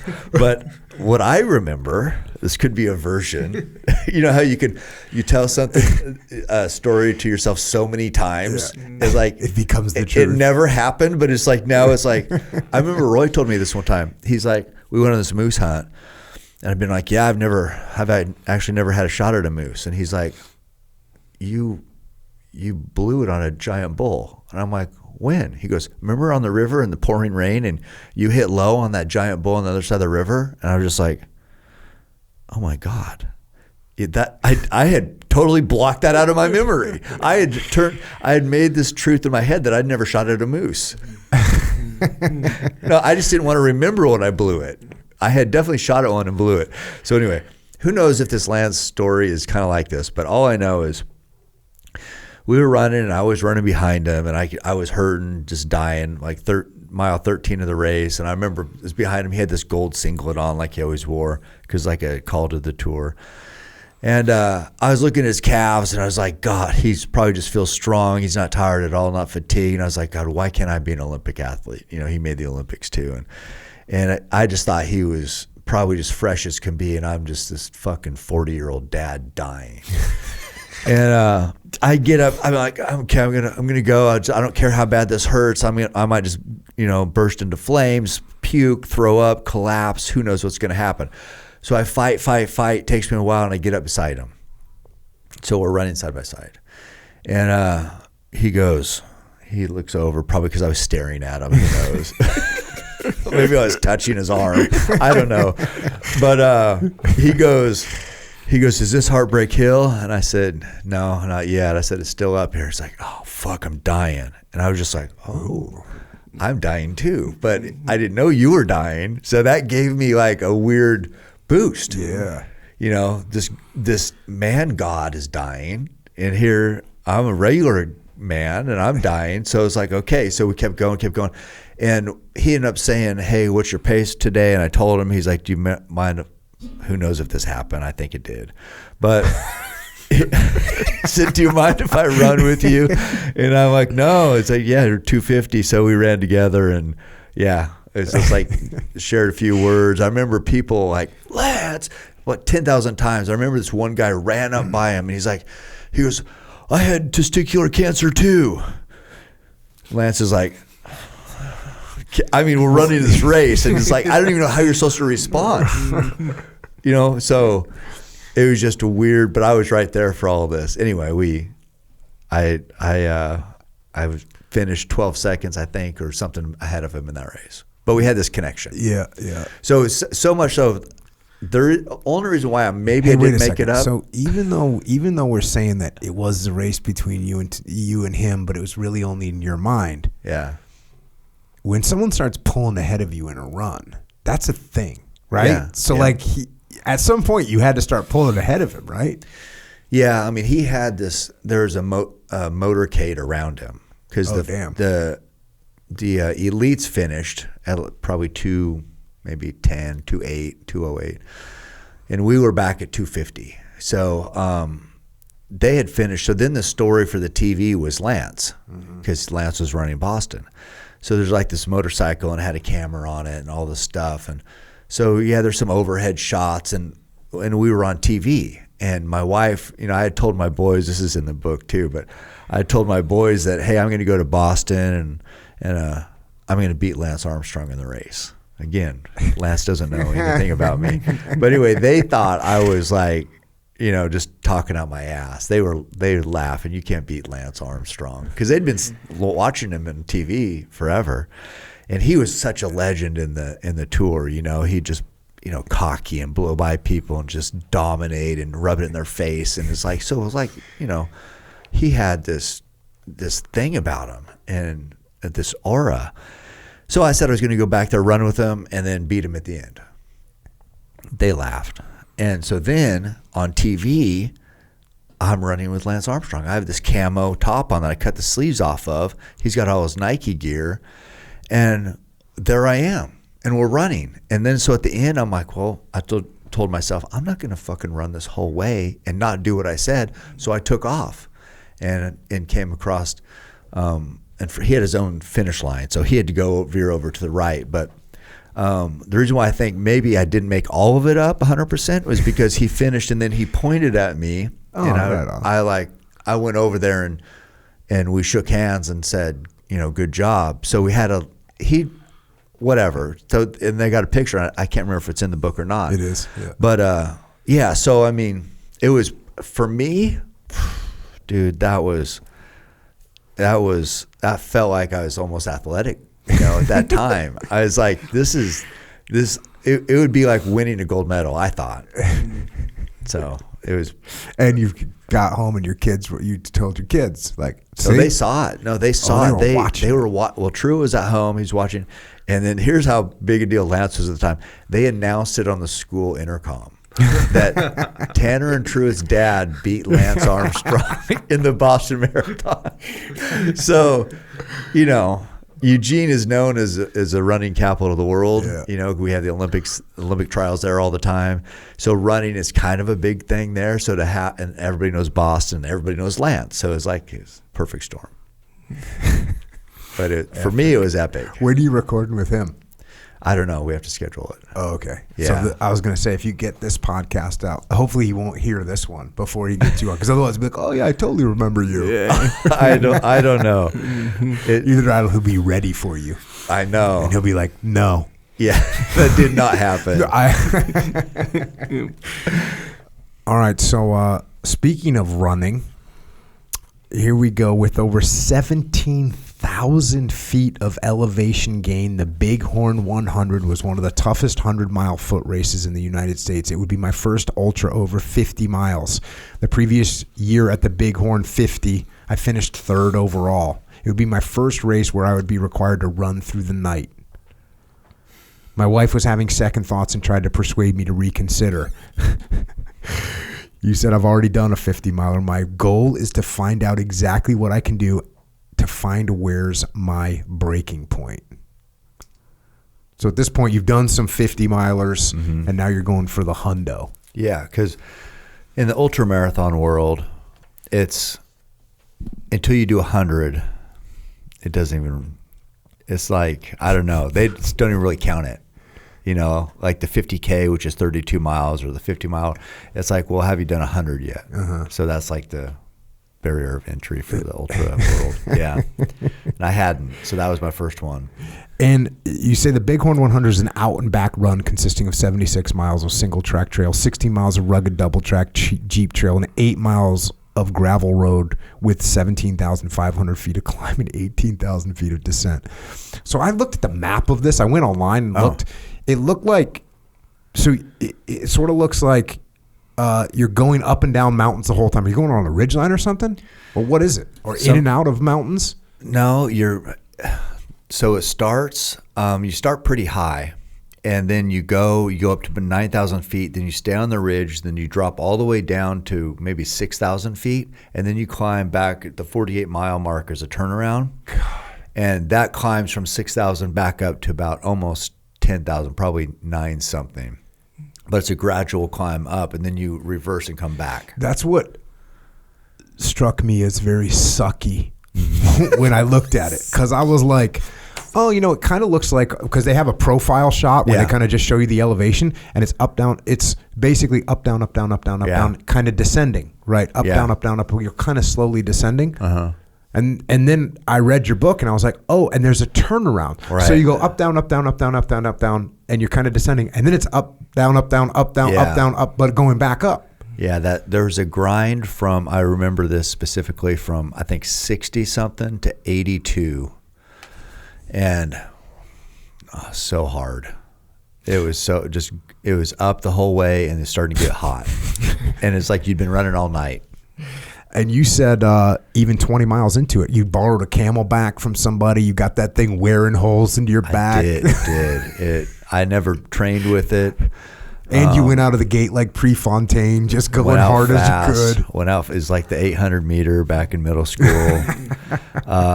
It was, and I thought I was going to get it to turn around quicker, so I didn't have a headlamp, because I thought I was going to be there.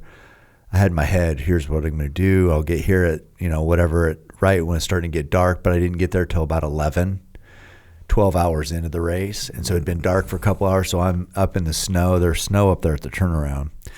And post-holing through the snow with no light, and I get to the turnaround, and I was like, oh my God, this is brutal. So that was my first one. That was 48 miles down. I had 52 left. You say in here that 48-mile turnaround, the Porcupine Aid Station is a real convenient spot for DNFers. That was the official notation on the race results for runners who quit. DNF, did not finish. I saw guys at Porcupine, tough guys obviously. I mean, hell, to get there, they just ran 48 miles to the last 18 uphill to the tune of a 4,500-foot gain, looking like they were on their deathbed, wrapped in blankets, being attended by medics. It was at Porcupine that many called it a race. Yeah, see, having been in the military for a long time, or I was in the military for a long time, and we would be going out on patrols, and you pay really close attention to how much elevation you're going to gain or lose. You're doing a map study, you're looking at the contour lines, like you're figuring it out. So when you say 4,500 feet gain or a total of 18,000, that sucks. Yeah. It's it, and that's what it's not just the distance, it's the terrain too. And on trail also, your body's like correcting all the time. Yeah. Like on road, you'll see some elite marathoners, and they don't even have abs. They kind of almost got a little pot belly, because you can get so efficient at running on a road. In the mountains, you are correcting your core is like getting taxed, your quads are getting taxed. It's a whole different type of running. But it's taxing. What are you carrying on you? You got to take some water usually and some calories. So that's it. Yeah.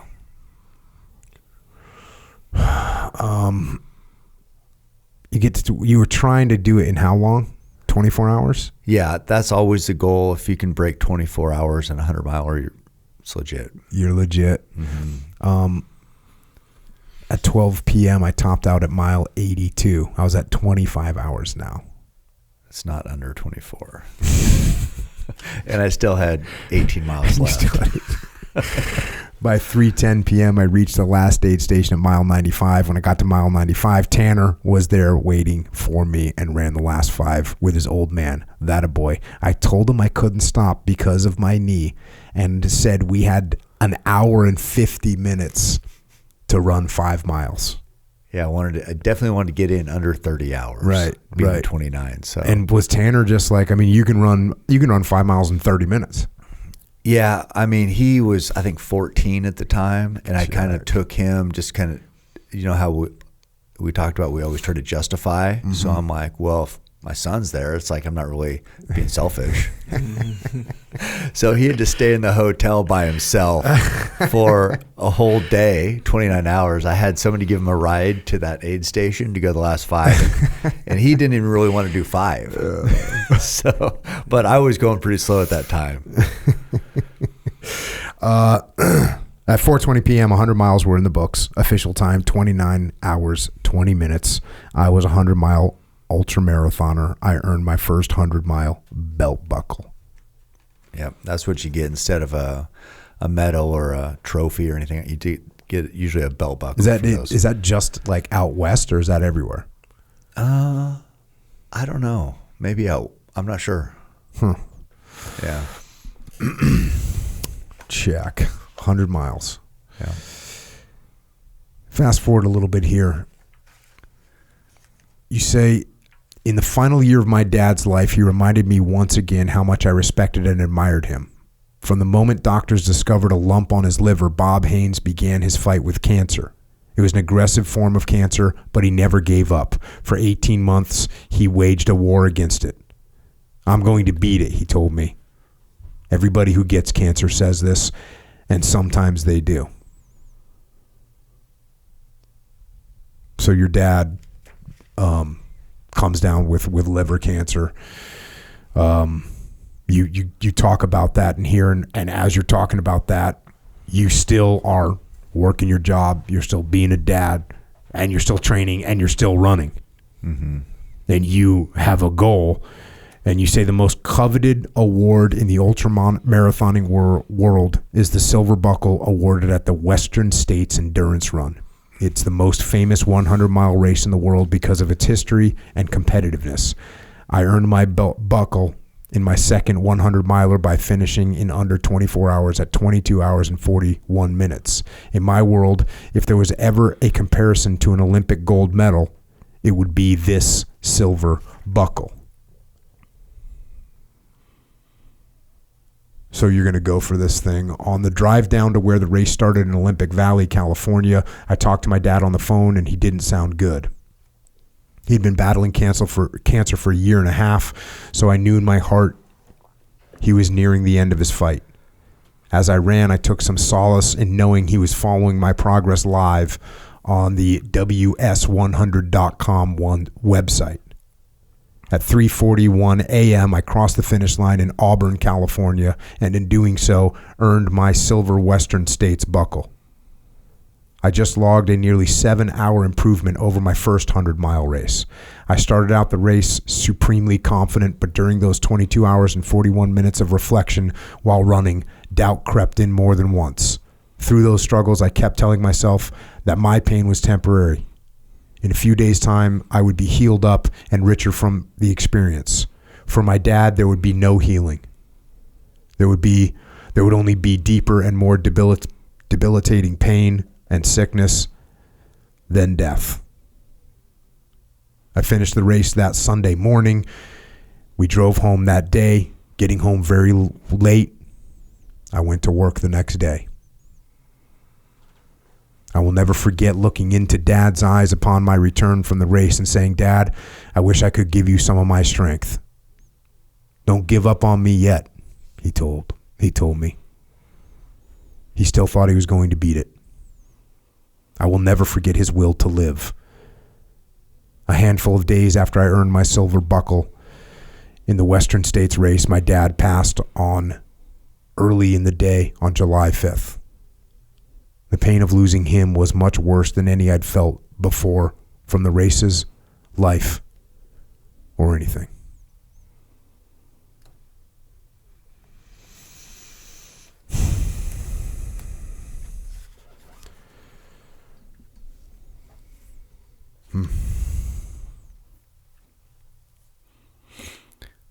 Yeah, that was definitely a hard time it's like a big transition because on July 4th every year, there's the Butte to Butte 10K in Eugene.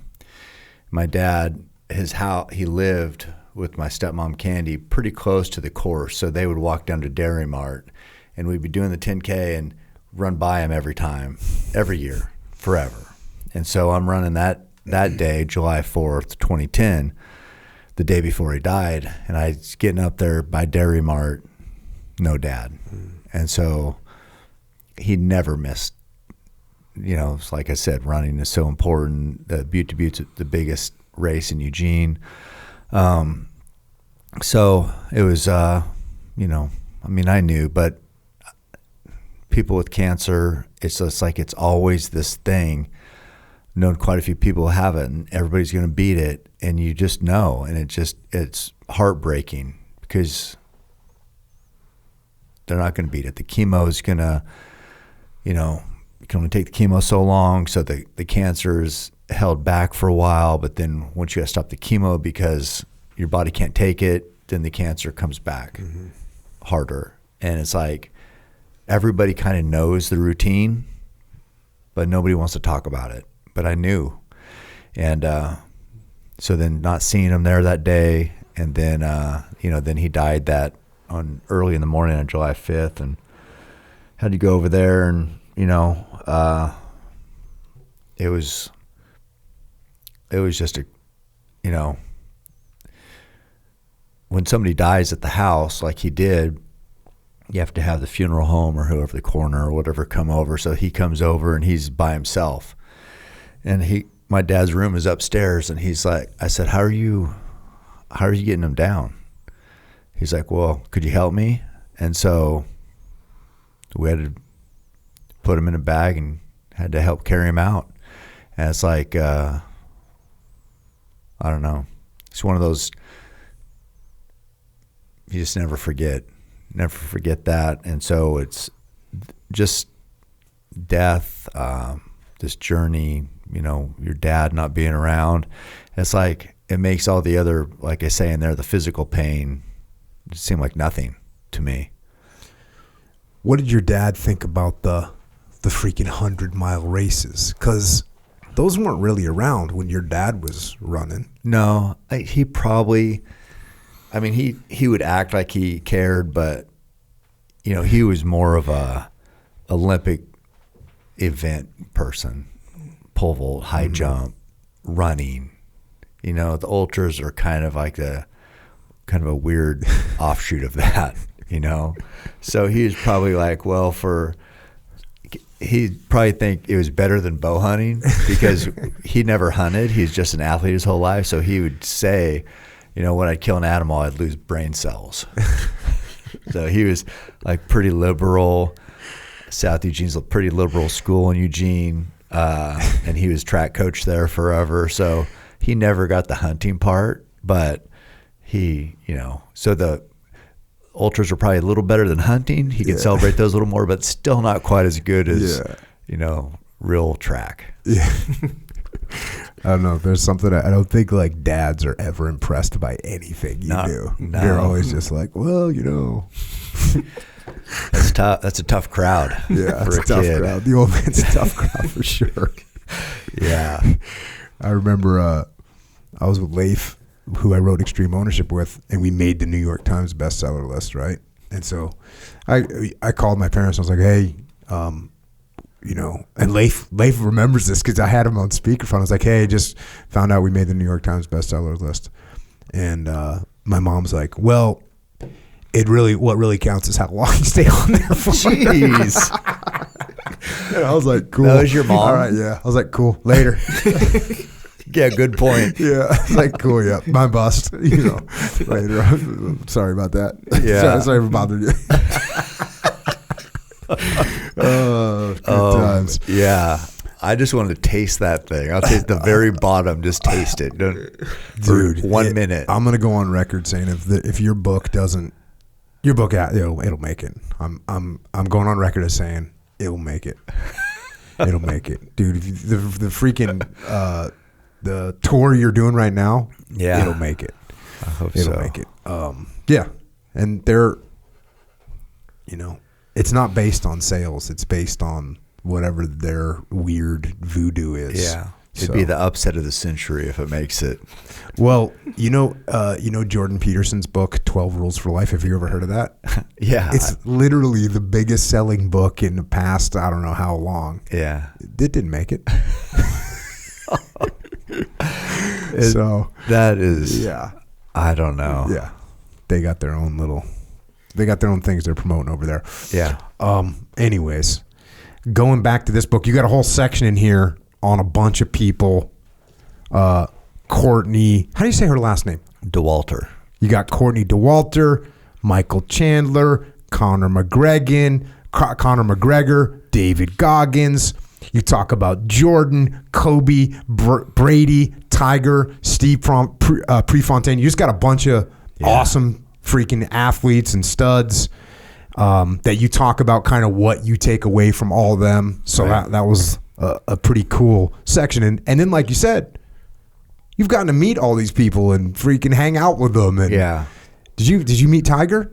No, Okay. and not. I just like their mindset. Yeah, well, Jordan, Kobe, Brady, and although you exchanged some like social media with Brady.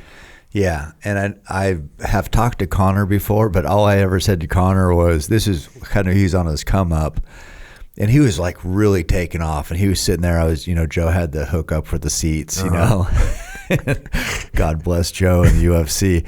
But so Connor was sitting there with his girlfriend, and I go over there and I said, how have you ever lost? Because he had two losses at this time. Yeah. I think he's Cage Warriors or whatever over there, yep. And then came up and was on a pretty good tear in the UFC. But I was like, he has 2 losses.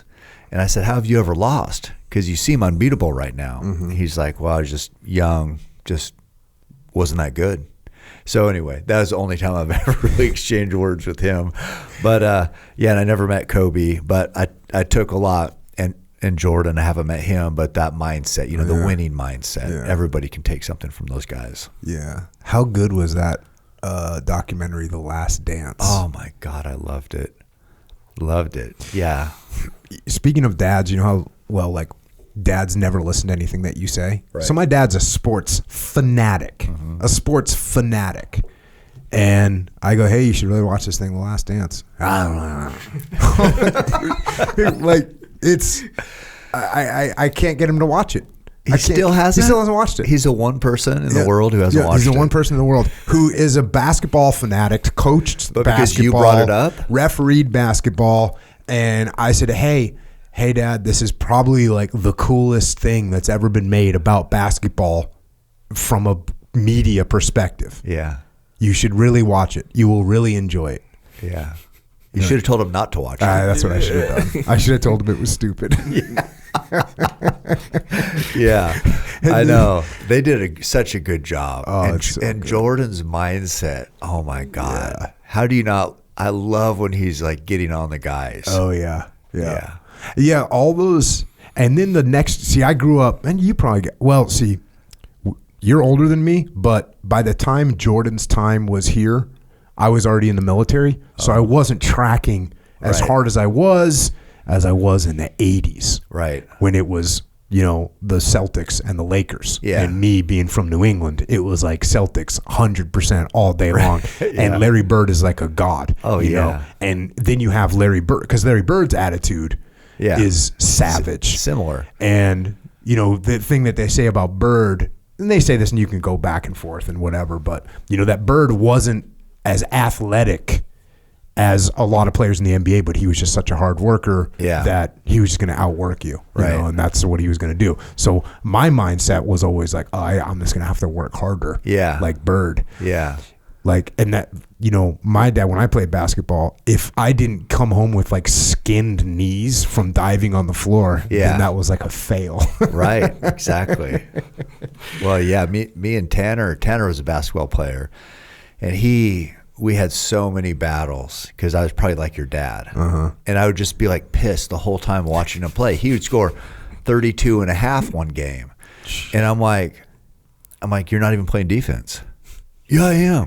I go, you're not getting, I said, as soon as that ball leaves their hand from whoever you're guarding, it has to go all the way to the floor and all the way back up to their hand. During that time, why don't you dive on it? So then he finally, like years later now, he watched some old tapes from high school, and he's like, God, Dad, he goes, I can't believe how lazy I was on defense. And I'm like, no shit. We had so many fights about it. Yeah. I suck. By the way, note to everyone, I sucked at basketball. I was a hustler though. I would just hustle. I would steal. You know, I would play D. Yeah. Well, that Larry Bird gave white guys hope. But what most people skip over is he was also like, what, 6'9"? 9? Yeah. So he's not like just a little white guy. Yeah. And he could shoot better than anybody. Yeah, he was a beast. Yeah. So you got that cool chapter. You're kind of talking about what you take away from all those badass individuals. Then you got a section in here. It's this beast mode. There are no rest days. As irrational as it may seem, in my mind, I'm not good enough to take a day off, and I never will be. Running, training, and bow shooting have always been a therapy of sorts for me. What I call my lift, run, shoot lifestyle is a means to an end, and that end is hunting. Preparation is key to achieve any goal. You cannot fall back on luck or talent. Those will leave you empty-handed every time. You kind of made this point earlier, and I knew this part was coming. Like, you can theoretically not be in good shape and go out and you can kill a bull. It can happen. Yeah. And I've heard stories from guides telling me that there will be people that show up to hunt that they really haven't even sighted in their bow yet. I know. I couldn't imagine being a guide. I would hate to be I'd be like, I don't know how they just don't be like, what in the hell is going on? Because also, to me, it's like it shows respect to the animal when you show up prepared. You know, when you're not prepared, you're shooting an arrow. You can hit it in the guts, you hit it in the ass, hit it in the wherever. It's like you don't care about that animal's life so much, so little, or whatever. How I worded that wrong, but I mean, it's so insignificant. You can't prepare for this hunt. That, to me, I don't like that. Yeah, and then what you're saying, like, that's another underlying theme in your book, is like, sure, you can theoretically do that, but everything that you can do to be a little bit more prepared is going to just up your odds a little bit more. Well, I would always think that I've always thought about things in percentages and numbers. And I would always think, even in basketball, so you could go back, because I played all these sports, and I would try to get this to my kids and whatever, but it's like so you're in better shape. So your reaction time is probably a little quicker. So if you can get, and it might just be one finger hits that ball, that slows that ball down enough where the next guy down the line to where that pass is going, the ball's going slower, so they could get to the ball, knock it loose, kick it to you, you could score. Whatever, and that started with the fingertip, which started with preparation, which started with the reaction time. So it's like, I'd always say, you can't measure some of this stuff with these big factors and big numbers, but it's percentage-wise, even if it's 0.1%, that adds up. Mm-hmm. So the more I can do to add those percentages, I'm just going to be that much better. Yeah, and that 0.1%, that might be the 0.1% that means makes a difference. Success or failure. Yeah, because also I've thought about this in terms of hunting, where if that broadhead blade, so I shoot heavy poundage also, and people want to criticize this, you don't need to shoot 90 pounds or whatever. So I'm always thinking that if that animal reacts and it's spinning when that arrow hits, and because that force of that arrow is greater, where instead of kicking off the bone and going, say, to the right, it pushes through the bone, gets more penetration, and maybe catches that one artery with one blade, and that one blade cutting that artery, because you have higher poundage and you were more prepared and you got that arrow more where you wanted it to, that artery would drip of blood, that maybe you lost blood, and then you found the one drop that led you the direction where then you found the animal or more blood. But it was that one drop that did that. what caused that extra drop of blood, which can make all the difference in the world. And it's like, you can't tell me all the shit I think about and all the work I put in doesn't make a difference, because you can't tell me that that's not immeasurable. Yep. That's a difference. I was shocked the first time I was following a blood trail. I was with Dudley. You are literally looking for blood that is the size of actually smaller than the size of a pinhead. Yeah. I was like, holy shit. Mm-hmm. Like I'm following Dudley and he's walking and all of a sudden he's like, right here, because I'm following because I don't know what the hell I'm doing. Yeah. And I'm marking, what we find. He's like, right here. And I got to get up and like basically get on my knees and go, oh yeah, I see it. Yeah. Freaking skills. Yeah. And that's another, when I was talking earlier about all the different skills that come into play, that's just to shoot at the thing. Yeah. Because then once you shoot at it, you got to go find it. And there's a whole nother incredible skill set that comes into play there. Yeah. And sometimes it's not even blood. Sometimes it could just be fluid. Like if you hit back and maybe you hit guts, that's not going to bleed. There's not a lot of blood in the guts. But it might just be clear fluid. So it's not even a red drop of blood, but you're like, hey, you're looking at, kind of doing a little autopsy. You got to know, you're like, what, you smell it, the texture, then that leads you to blood. But yeah, it's a lot to it. It's a freaking hard game. Yeah. You say, I'm not even the best bow shot, but I want to be. There are guys at my hometown pro shop, the Bow Rack, that are better shots than me, but I do work very hard at it. The key to my success is to throw hard work at everything I do. I can't scout elk every day, so I lift, run, and shoot. Yeah, I just feel like that's moving that needle in the right direction. You got a story in here that is really just lays all this out. Going back to the book, Do I Deserve to Be Here? I had dreamt of hunting the San Carlos Apache Indian Reservation for decades. Located in southeastern Arizona and encompassing 1.8 million acres of land, San Carlos produces what I believe are the most amazing elk in the world. The reservation allocates only a handful of tags each year because the densities are low and they manage this country for trophy bulls. This means to hunt there is very expensive. Altogether, a hunt like that costs upward of $70,000, which is more than I've made annually for nearly all of my life. Compare that to the tag from my first out-of-state elk hunt in Wyoming, which cost $1,100. Nobody wants to have to write a check that big and have nothing to show for it. So there's a lot riding on me making the perfect shot. Bow hunting, the biggest, most coveted elk in the world, adds to this pressure. You can't stop thinking about all you've sacrificed and the years you've worked to pay for this opportunity. To me, that money essentially could affect the quality of life provided for my family. All this stuff starts weighing on you. That was why I kept wondering whether I deserved the honor to be at San Carlos. One of the many incredible hunting opportunities I've been blessed with over the years. I felt like I didn't belong or didn't really deserve the chance. I'm not sure why this is, but I know this perspective keeps me focused on capitalizing and being appreciative of the experience. My goal was to live up to the expectations of being a respectful bow hunter and celebrating these special elk mountains appropriately. Two words that come to mind are the ones Maximus says at the start of the battle in Gladiator: strength and honor. Bow hunters need to be strong mentally and physically, but they also need to show honor. Honor is, to me, the attribute that makes bow hunting so special. So this is talk about what, for someone that doesn't understand hunting, what does it mean to go into this Indian reservation where they have limited number of elk? They're trophy elk, which means they're monsters. And they can only allow so many people to hunt. And because they can only allow so many people to hunt, and because the elk are so monstrous, they are going to charge money for it. Yeah. It's supply and demand.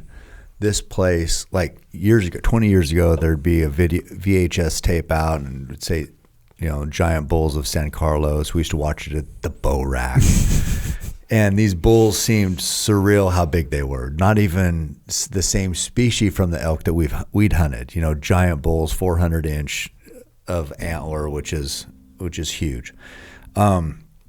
So this was like a legendary place. And then because of the money, that eliminates a lot of people. Pretty much everybody. Pretty much everyone. But the thing with there, it takes more than money, because there's a lot of guys with money, a lot of dickheads with money. The tribe isn't going to deal with a bunch of dickheads. They don't have to, because they have the biggest bulls in the world.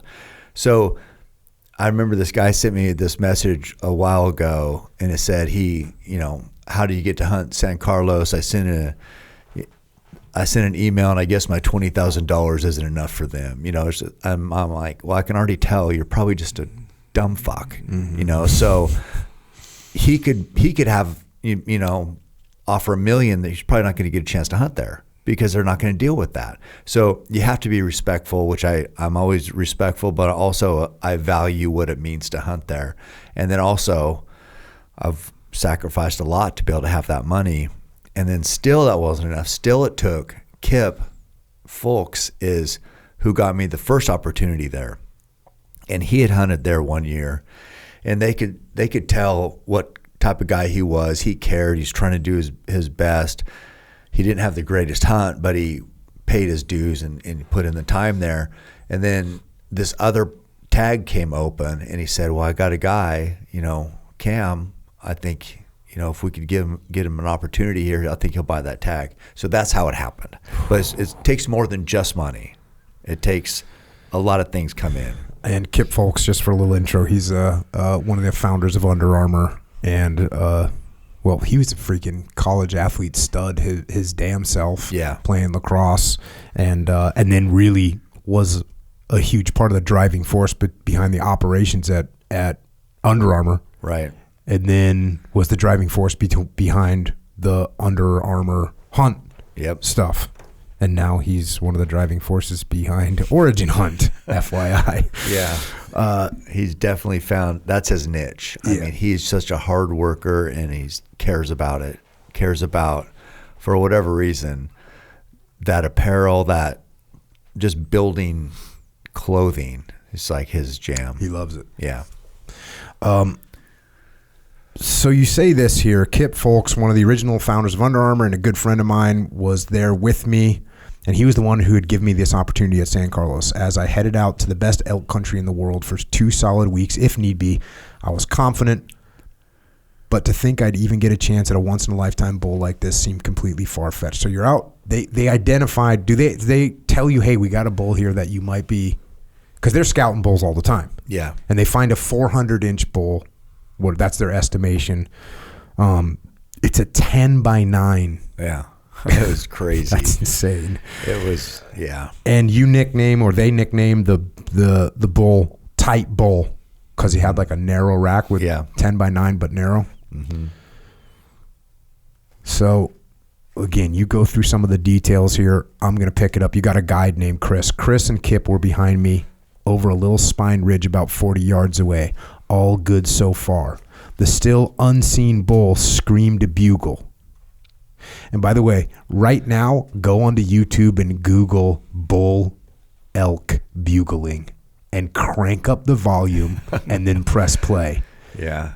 Because it's freaking primal insanity when you hear those things going off. It is. So the still unseen bull screamed a bugle. He was close. I estimated where he'd come out of the timber and looked for shooting lanes. It was a mess. The burn had burnt trees and brush everywhere. I got nervous that once he entered the burn, I wouldn't have a clear shot. I had seconds to make a decision. At the moment of truth, a bow hunter makes certain decisions that impact success or failure. The line between the two is razor thin.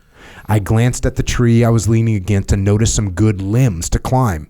I quickly surmised that I'd increase my potential shot opportunities if I climbed up the tree.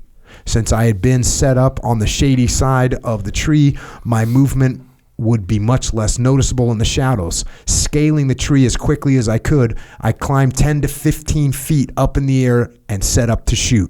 This elevated position opened my shooting lanes greatly.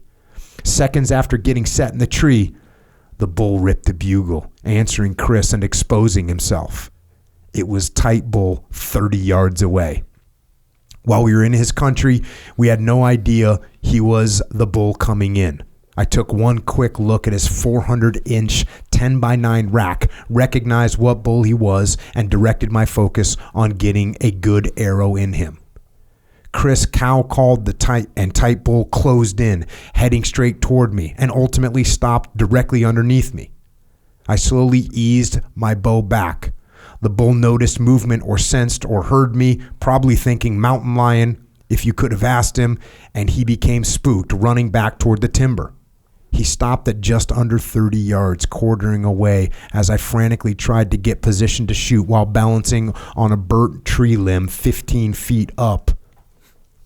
When Tight Bull stood, staring back at me, trying to piece together what was happening. I had to act fast. My sight was set on 30 yards, which would work, so I quickly readjusted while trying to stay calm. I settled my sight pin on his vitals, but there was one small limb covering his chest, so I raised up on my tiptoes in the tree and picked a spot. It was crunch time. For a bow hunter, this is the most critical moment to master as adrenaline speeds through your body and your heart races. If you can't remain under control, success will be tough. If you can, releasing a perfect arrow is just another part of the process. If you put in the work, you'll crave crunch time because it's your chance to shine. Bend that bow back, anchor in, pick a spot, and send a razor-sharp broadhead on its way. The arrow flashes toward the bull and lands home as you knew it would because you've worked too hard to fail. After following a short blood trail, you find your bull and respectfully kneel by the amazing animal that gave its life to you. The bull's memory would be celebrated when his antlers eventually adorned your wall and his flesh nourished you. I quickly let an arrow go toward the biggest bull I'd ever seen. I felt confident in the shot on release, confident about the work I put in, confident the arrow would strike where I'd visualized it would. Perfect. But that's not what happened. The arrow flew off the mark, hitting the bull high and to the right, striking the top of his shoulder blade. A high too far forward shot is about the worst shot you can make on a big bull since it's high and forward of the lungs, which is where you want the arrow to hit. The bull is protected by heavy muscle and bone, so an arrow that strikes here will typically only wound the bull and not cause death. I felt sick to my stomach as he ran over the ridge with what looked like half my arrow sticking out of his shoulder. How did I blow an opportunity I'd worked my entire adult life preparing for? My dream became a nightmare in the fraction of a second it took my arrow to leave my bow and hit the bull.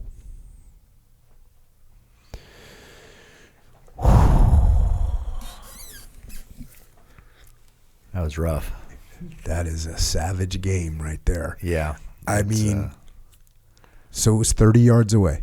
Yeah, just under 30. I feel like if I needed to like place a bet with my own life and you hitting a target at 30 yards, I'd feel so comfortable with you taking that shot. Yeah. I mean, this is what you do. This is what you live for. Yep. And that's what makes this freaking this game so crazy. Yeah, it's so tough. I mean, being up in the tree was had some different factors in it. Having that limb come across where, you don't, the sight that you're looking at, the line of sight you're looking at, your arrow is below that. Mm-hmm. So trying to figure out where your arrow is, and this is going to cross into your line of sight and then hit the animal. Yeah. It's going to cross into your line of sight, go above your line of sight. And drop in. Because I've learned that before where I've hit tree branches that were above my line of sight. Exactly. So trying to anticipate that, because I didn't know that bull was going to come underneath me and then spook and be there and have that limb there. I didn't know any of that was happening. So having to try to calculate all that in the heat of the moment as the bull's standing there, nostrils flaring, eyes wide, figuring out, thought it was just going to get jumped on by a lion. and I'm like, here's the bull. This is a bull we've been looking for, the tight bull, the 10x9, the 400 inches is it. And then you do the best you can, and I screwed up.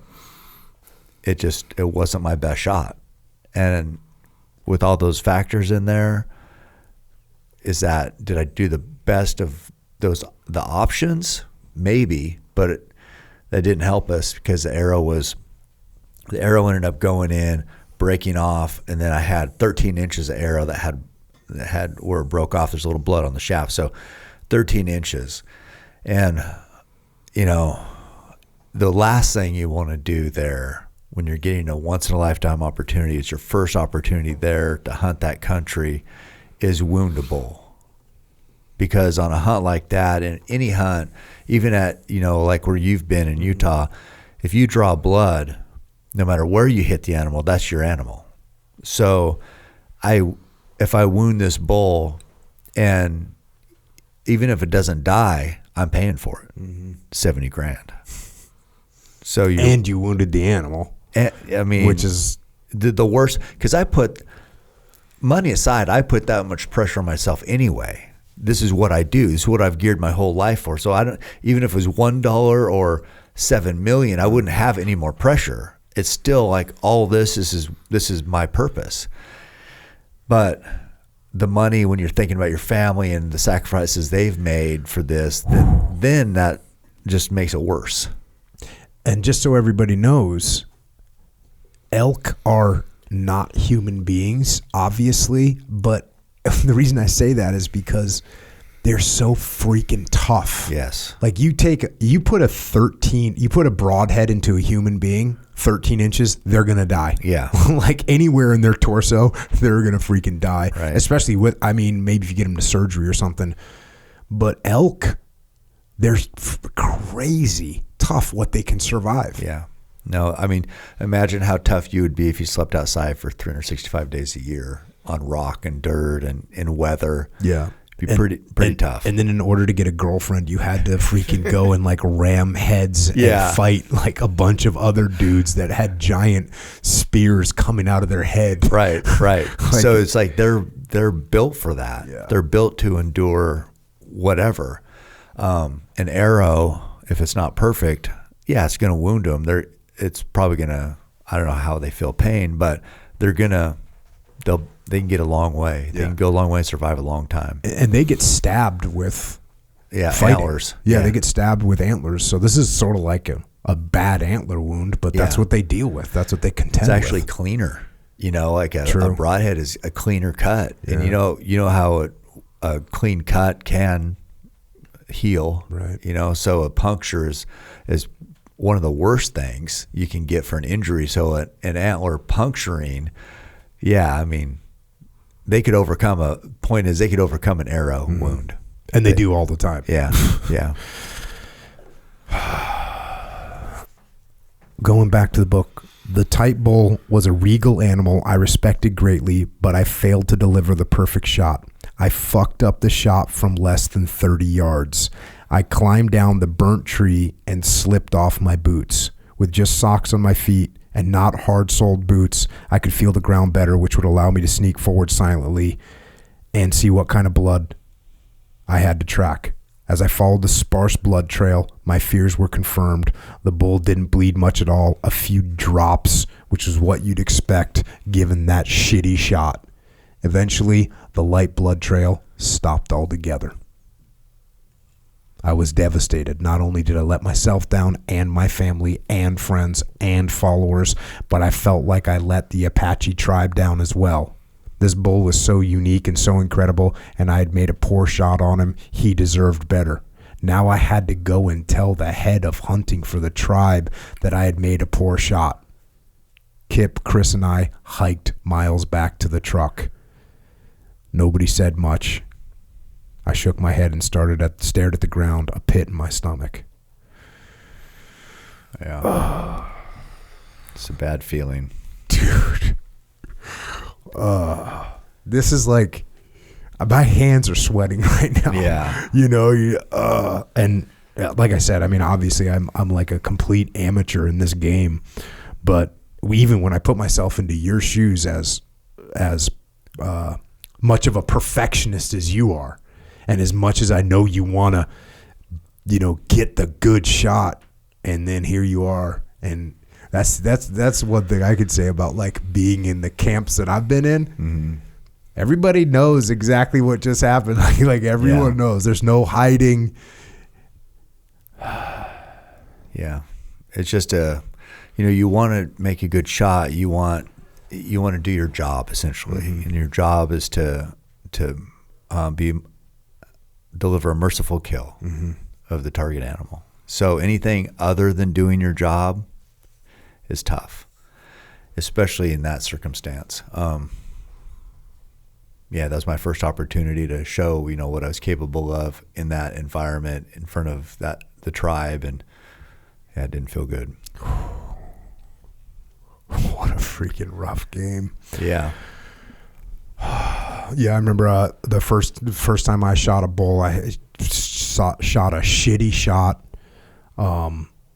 hit it in the leg, luckily hit an artery, mm-hmm. but Dudley and I tracked it until dark. We still didn't find it. We're walking back. I mean, I feel absolutely like horrible. And I feel like horrible because I wounded this animal. I feel horrible because I let Dudley down, who like invested time and effort into me to give me this opportunity to do this. And on top of that, quite frankly, I didn't even understand that this happened. Mm-hmm.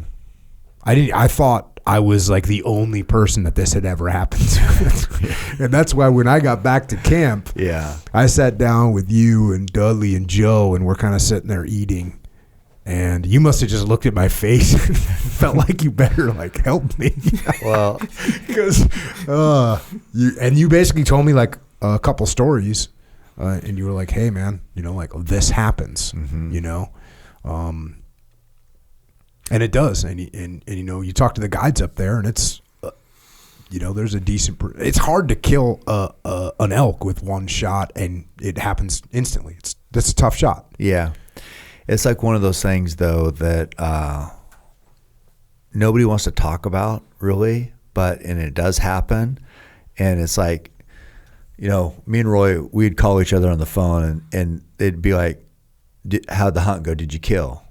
There's only one of two answers. Mm-hmm. Nobody gives a shit about anything else than yes or no. So in a hunting camp setting like that, yes, it happens, but like I know how the guides talk and how not there specifically, but just anywhere. And it's like how that would be summed up would be like, Cam wounded. Nobody needs anything else doesn't fucking matter. Mm-hmm. Did you kill? No, you wounded. You can justify, you can explain, it doesn't matter. Yeah. So it's like just summed up, like no matter how people talk or make you feel better or whatever, it doesn't really help. And that's why this game is freaking challenging. Yeah. But here's the thing. That's why it's so rewarding. Yeah. And definitely. So I probably sound pretty negative right now because it is hard as hell, but that's what makes it so rewarding. Yeah. That's what makes it so awesome mm-hmm. when you pull it off and you get it done. Going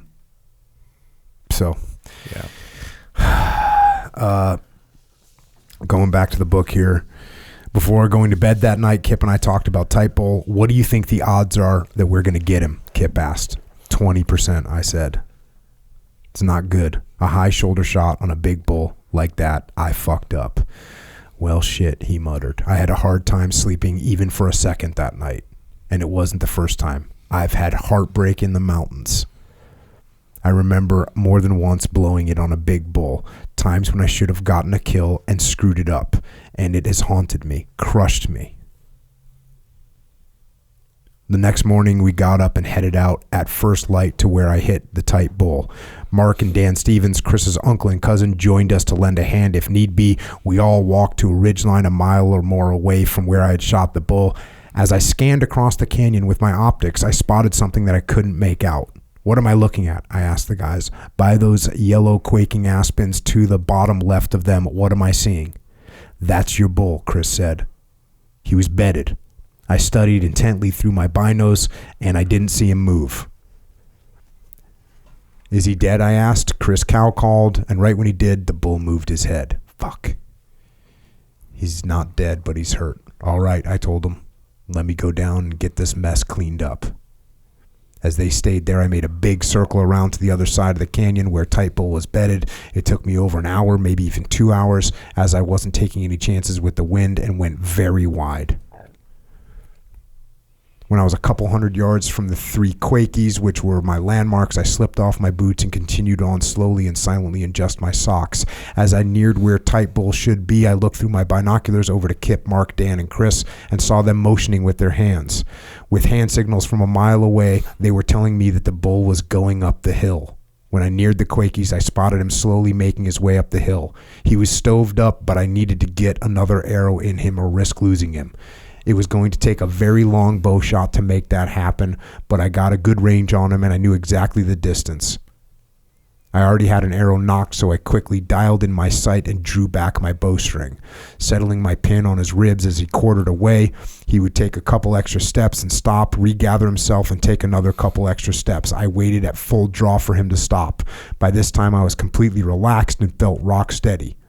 Pulling my bow hard against my back wall of my draw, I cheated the pin up a couple inches on his body as he moved a yard or two further up the hill from when I had ranged him, and slowly squeezed the trigger of my release.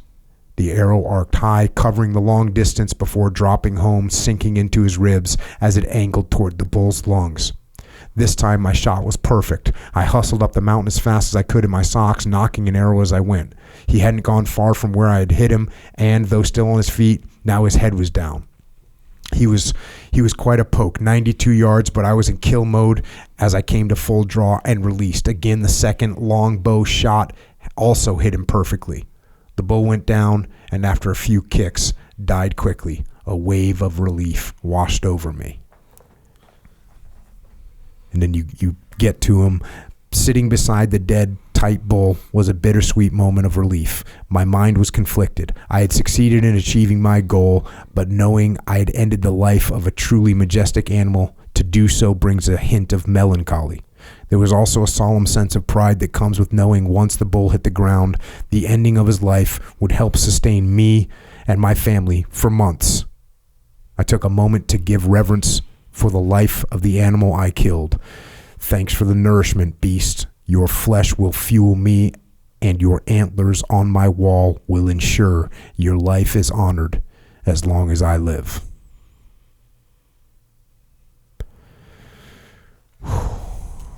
Got it done. Got it done. And there you are the next day making a shot at 92 yards, another shot at whatever, 90, probably 94, 95 yards, both perfect shots. Yeah, I think the first one I think was actually 107, and then the second one I had snuck up a little bit, and he didn't go that far, and so he was 92 on the second, but the first one was a little over 100. Yeah, and just so everybody knows, like, most people want to shoot no further than 50 yards, I would say. And I think 40 is really what most people feel very confident in. Yeah. 50 is out a little bit further, but 107, that's a long shot. It's a long shot, yeah. I just wanted to get, in my head, that animal had suffered all night, and so I wanted to just do what I should have done the first time, and just close the deal. It's an interesting parallel with jiu-jitsu. Like in jiu-jitsu, you go and train and you get tapped out by people, and you keep coming back. And like, if you never got tapped out, to me, if I never got tapped out, I would probably not come back as often. Right. If bow hunting was easy, it wouldn't be so rewarding. Right. It wouldn't be the draw. Yeah. And it's like, to me, that's the only reason I've ever stood out in life. So it's like, I feel this is what I'm supposed to be good at. This is what I'm supposed to do. This is my thing. So to fail, it like feels differently to me also. Yeah, well, I was going to say that earlier when you were like, well, it's a lot of money and there's a lot of pressure from, wanting to do the right thing. And I was like, oh, and you're Cam Hanes. Yeah. Like this is, you carry, it's like when the Gracie family does jiu-jitsu, right? Yeah. They're carrying their family name, which is kind of a rough thing. Because that's hard. when the Gracie family's huge. Oh, man. And there might be some kid that's 14 years old that started training 2 years ago, but he's part of the Gracie family. Yeah. So you have, that's your name. Right. Yeah. Yeah. So it's when they were watching from the ridge, where we first saw the bull. And so they said that me making those 2 shots to kill it made up for. So I had already let everybody down, and then like, okay, well, that got me back to 0. That got you leveled out again. Yeah. Did anybody get video of it? No, not from that far. Nobody had anything. Yeah, we have never really had a camera crew there. Mm-hmm. Yeah. The camera crew you were talking about earlier, like that adds another dynamic when you're doing this stuff. Oh man, that must really bother you. Yeah, I mean, I don't like hunting with anybody. Yeah, that's what I'm saying. So, even on these guided hunts, and they all know this, but I just want to do it. I don't need help. If I screw up, I want it to be me screwing up. But so then when you have a cameraman there, there's always somebody to blame. So the cameraman is like the worst job ever, because any mistake, it's like, they saw the camera or they heard you or whatever. But when it works out, like I've had camera/blame guy. Yeah, exactly. I've had some hunts that I'm so thankful we have footage for sure. But there's that. It's kind of rough waters there for a while. Yeah, till you get it done. It is pretty. I mean, I have some good footage from last year. Yeah, and Dudley was with me, and Dudley was filming.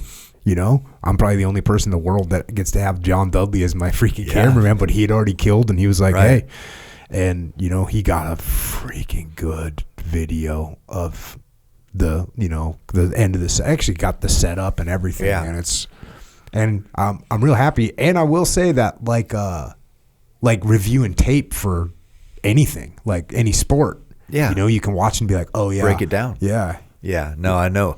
I remember, I think your shot, was it a little back of the lungs? Yep. Like we're wondering if it was liver. It was like one lung and liver. Yeah, I remember that. So that is good to know, because a lot of times it happens super fast. Yep. So being able to have that footage to review can actually help in the recovery.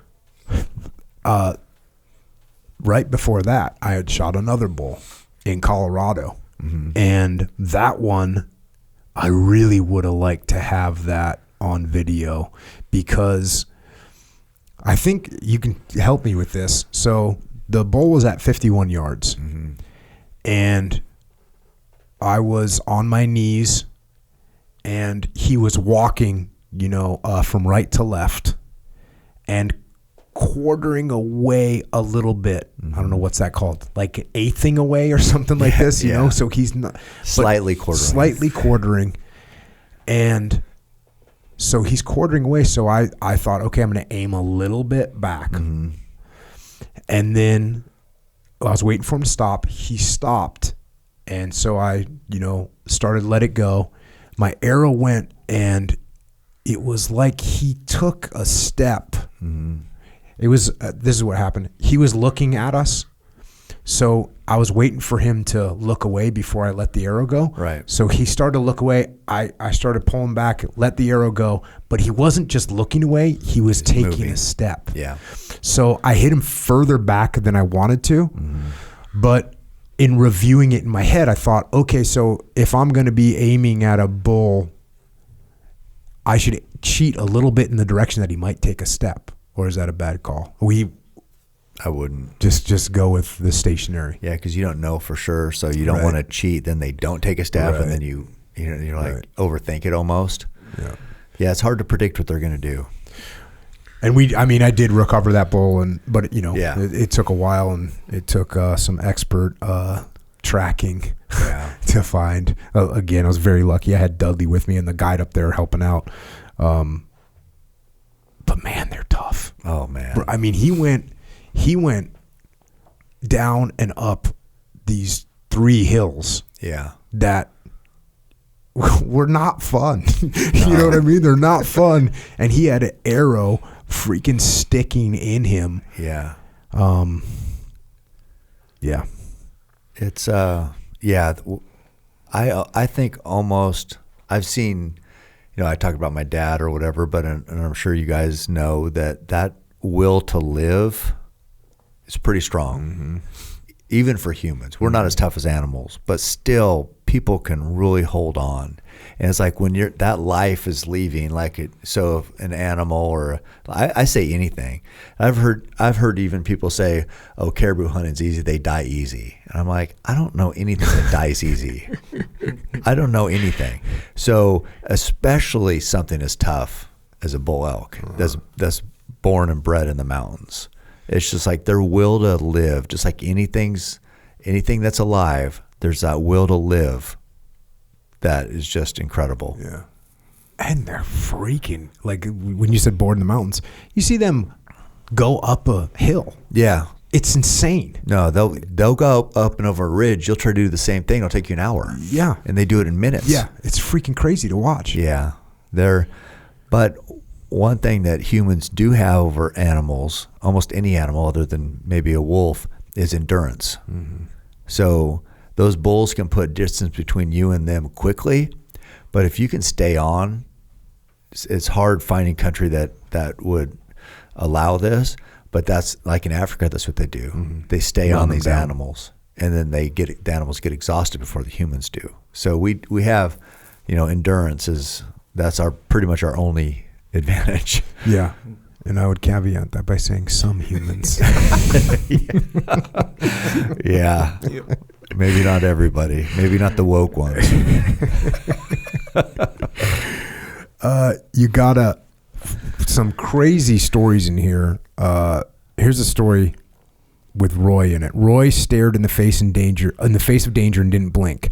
This happened during brown bear hunt we had gone on earlier in July that year. We'd had a big sow brown bear that turned into a problem. She saw us from about 130 yards away and started running full speed right at us. Roy readied his .357. Gonna get some. That he'd brought as backup. And I knocked an arrow. Not sure what an arrow would do to a charging brown bear, but that's all I had. Does that say 357 or 375? It says 375. So. Oh, 375. No, that's right. Yeah. No, 357. I was like, well, that would be a pistol. I was like, I hope that doesn't say 357. No. 375. 375, yeah. Yeah, that's a Magnum. That's what he had. That's a brown bear gun. Roy said, if she gets to our side of the creek, I'm going to have to shoot her. She crossed the creek without hesitation and ran toward us. At about 20 yards, she stopped and stood up aggressively, huffing and staring us down, head rocking side to side. We were standing in the wide open in knee-high grass, so there was no mistaking we were humans. We were giving her a chance to make a better decision since we didn't want to kill her unless we absolutely had to. Get out of here, we hollered. It didn't matter. The brown bear dropped down, and with deadly intentions and ears pinned back, she charged. Roy fired one shot and stoned her at close range, mere feet from us. I couldn't help uttering a loud and inappropriate cuss word. Fuck. I was mad that we had to kill another bear. I had killed a nice boar already, and we were on a high after that awesome success and sweet footage of my perfect bow shot.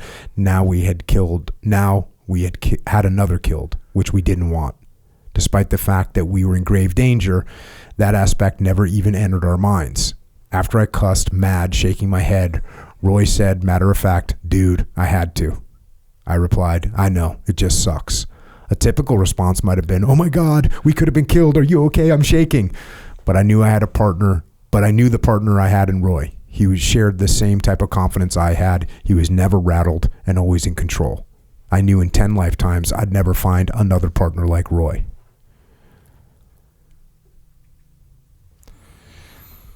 Good times. Yeah, that was a bummer. She had these full-grown cubs with her, so they'll stick around sometimes. They don't need to be with the sow, but they hang around for a while before they split off.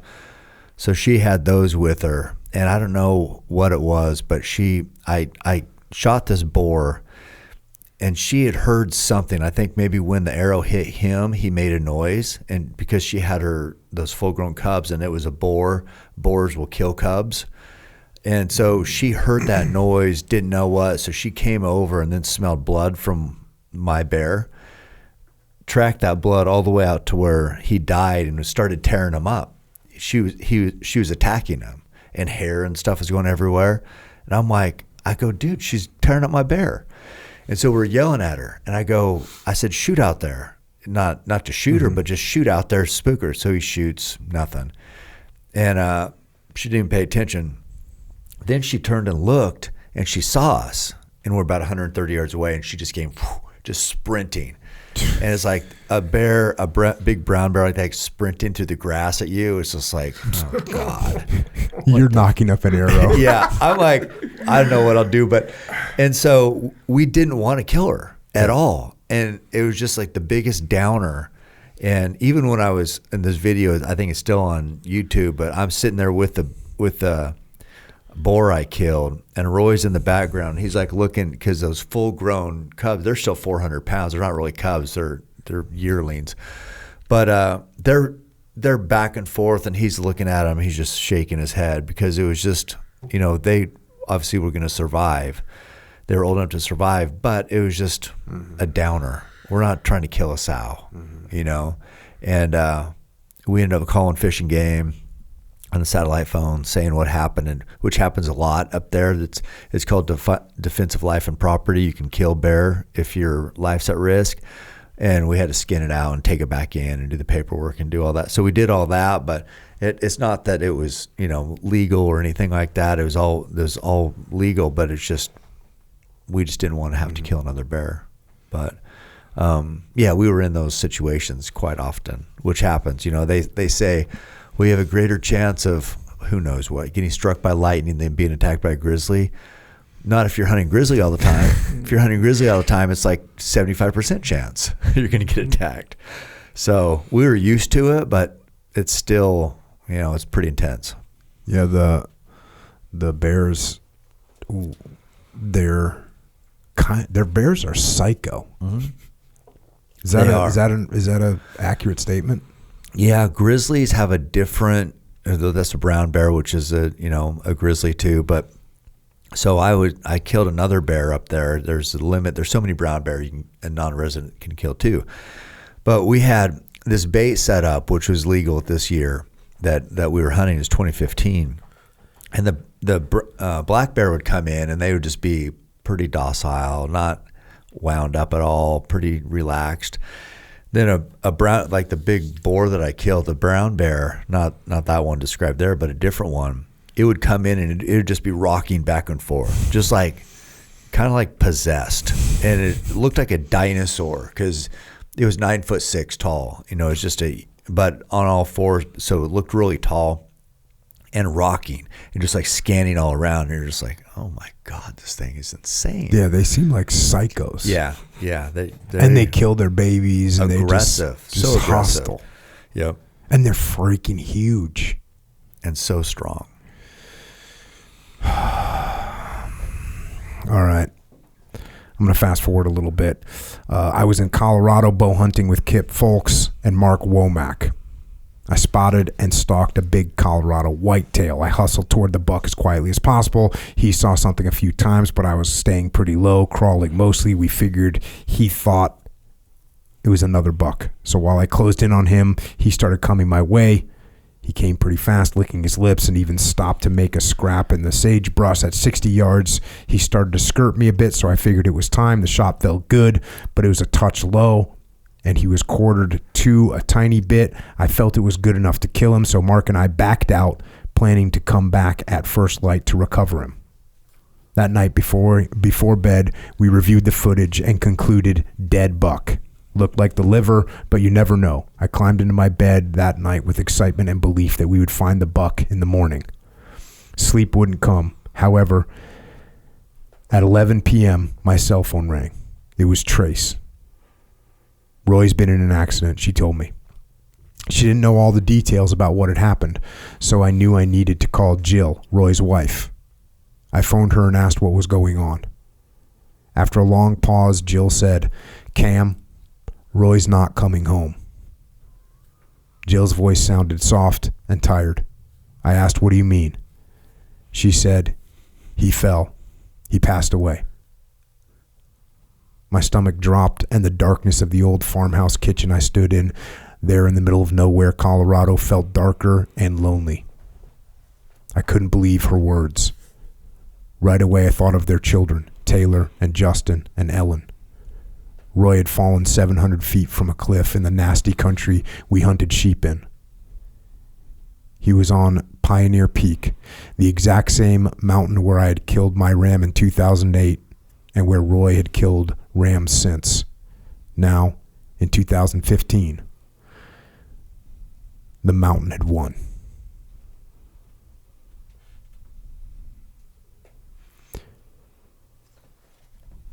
In this chapter of the book is called Legends Never Die. Mm-hmm. Yeah, I have a hard time even thinking about this still without getting choked up. I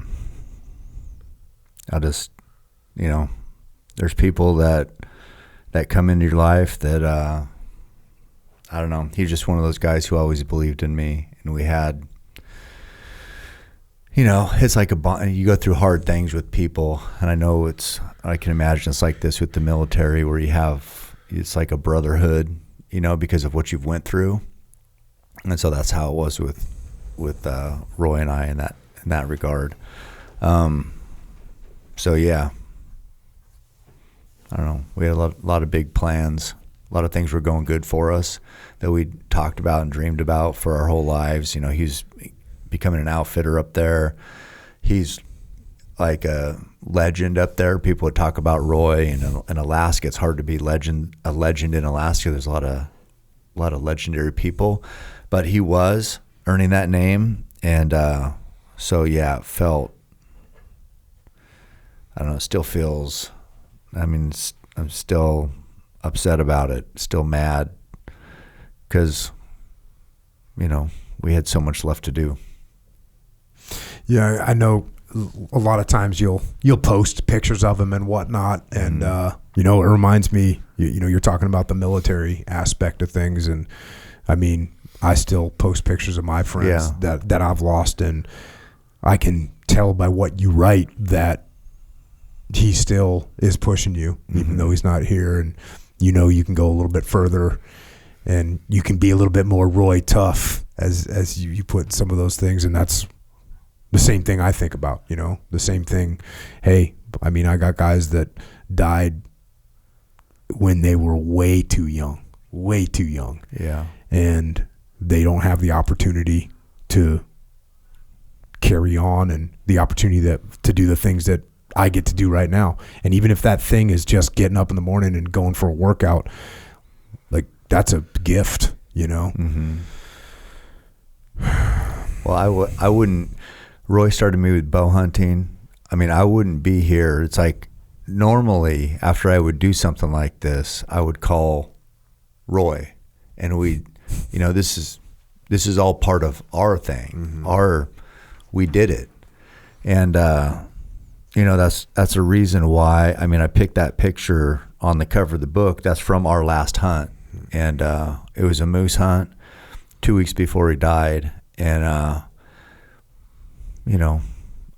it's just, you got to get by. You got to, if you want to, they say it might be cliche, but people die twice when their life ends, and then the last time somebody mentions their name.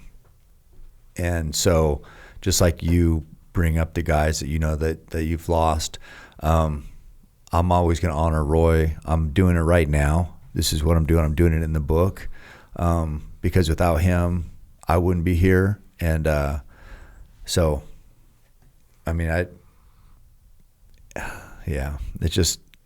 it's tough. I'm still in contact with Jill all the time. And I don't know, life-changing. Yeah. And again, I you put so many cool stories and details about all that it's another reason just to get the book and learn some of those things and keep saying that name. I wanted to close out, obviously I'm not reading the whole book, but I just wanted to close out with one section here. Towards the end of the book, you say, many years ago, I decided I was going to work hard every day on being the very best bow hunter I could be. Along with taking care of my family, that is my purpose in life. Everything I do is prioritized around this drive and this dream. I start at 5 a.m. and finish at 8 p.m. every day. I give it my best. I have gratitude for the gifts and opportunities I am given. I enjoy the journey. Steve Prefontaine was right. To give anything less than your best is to sacrifice the gift. That's exactly how I look at it. Bow hunting can be a struggle. It's hard and very competitive. It can be very cutthroat. But so can life. Life can be tough and beat us down. We experience loss, a loved one or a family member or a job or a dream. We battle our own demons and dependencies. We all take hits and get beaten down. That's when we have choices to make. Only you can choose not to hesitate. Only you can keep moving. Only you can climb over snow and ice and tough footing and steep, rugged country. What dream do you hold that you're not going to let go of? If I can do it, anyone can. But you will have to earn it. You will have to endure. You will have to keep hammering.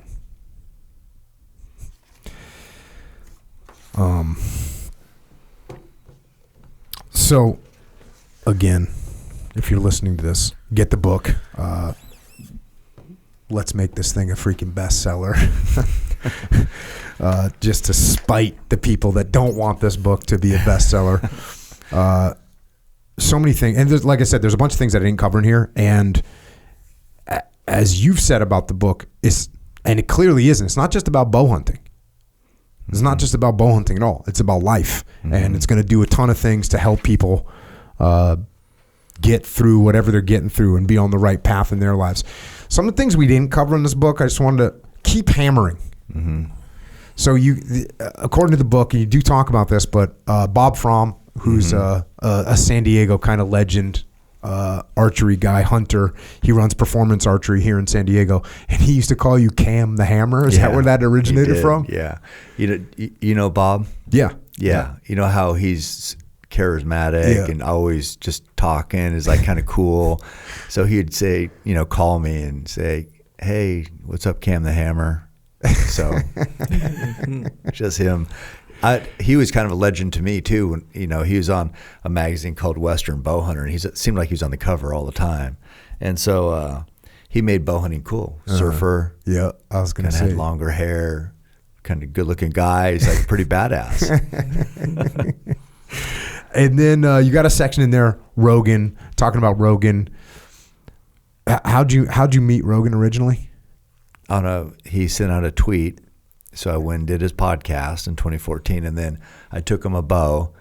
And if you know him, it's like once he gets into something, it's all the way, right? Watch out. So then I said, well, let's do a hunt. And a good first hunt is a bear hunt, because it's usually close, and I could be there with them. And I don't know if I agree with that, bro.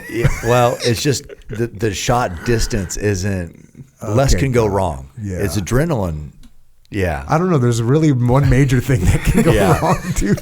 Well, that's with the tracking and the wounding and all that. But if you do things right, it can be pretty high percentage of chance of success.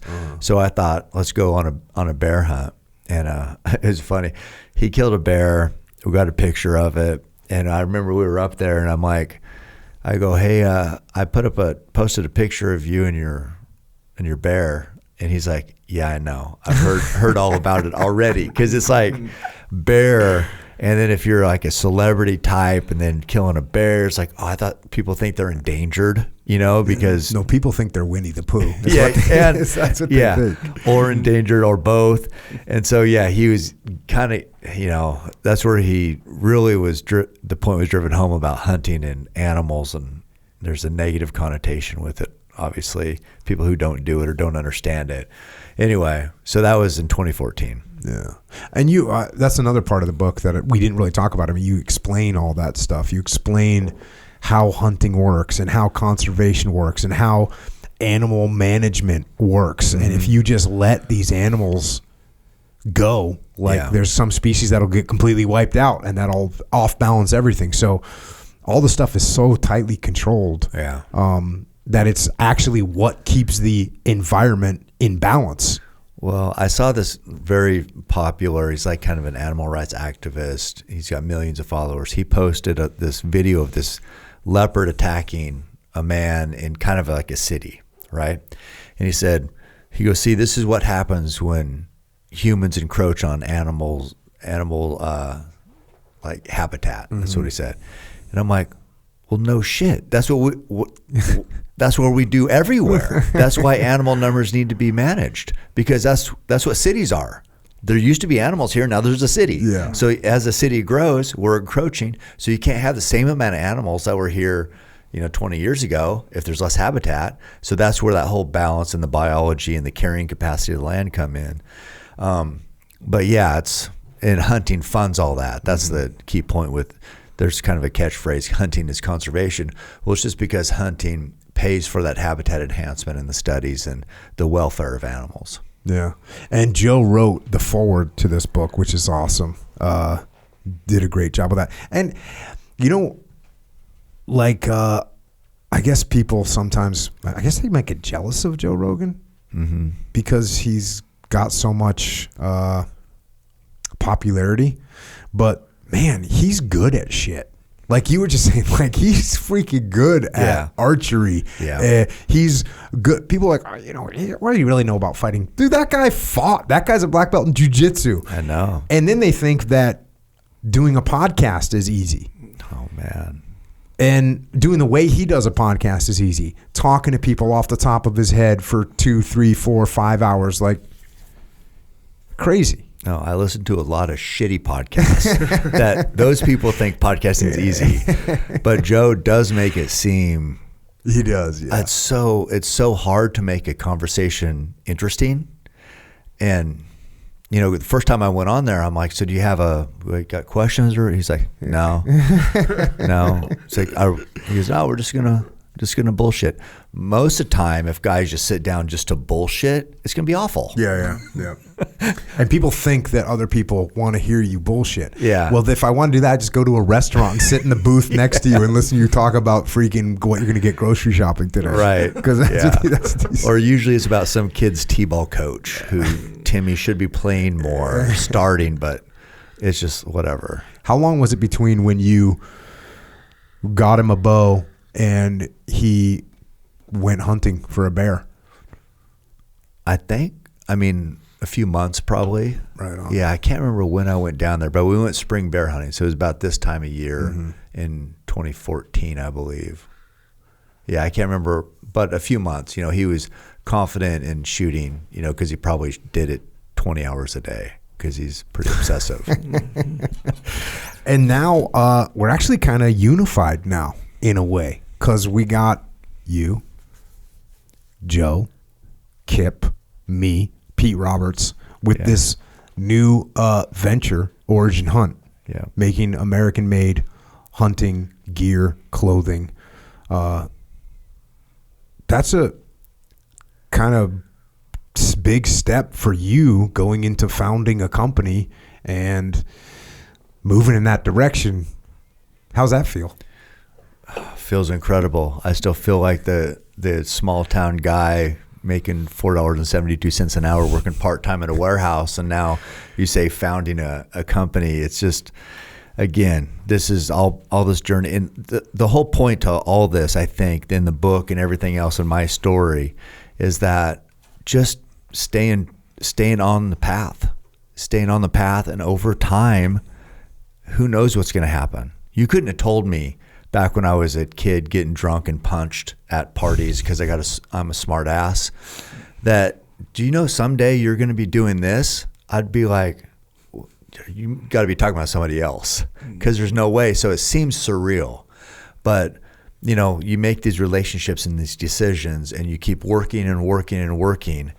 And after 30 some years, like how this journey has been, who knows what's going to happen. And I was thinking about this yesterday as I ran on the beach. I saw this kid down there fishing, and I'm like, what if this kid, like, I couldn't imagine if I lived here, what would I do? How would I have stood out in anything? I don't know. But I was wondering, what if that kid, he's down here fishing by himself and, made the decision to come down on a Saturday morning and, hey, let's see what I can do. What if that's going to lead him? Maybe he's going to be the most well-known fisherman in the world at some point. But you can't tell from a glimpse into, when you're young. You don't know what your life's going to hold. You don't know, then you have kids and you want them to be special in their own right. And all this journey, that's all the book is about. It's just like, stay true to yourself, keep working hard, endure, and who knows? Next thing you know, you'll have your own line of hunting gear. How exciting is that? I mean, you see how fired up people are? Oh, yeah. Yeah. It's amazing. People are excited about it. Because I've been saying, and as I've said every time I talk about this, there's no more patriotic group of people than hunters. And hunters don't want to buy stuff that's not made in America. Yeah. And they don't really have many options right now. And they're about to have options. I think if anybody could be half as excited as Kip is, that'd be a pretty damn good start. He's like going through, he's always, loves the videos of trying this stuff on and bending over and talking about the cuts. And it's just like, and this guy has, I don't know how much money, a lot of money. Yeah. From when Under Armour went public, and he doesn't have to do this. So it's like, it's just passion, and it's what he loves. Yep.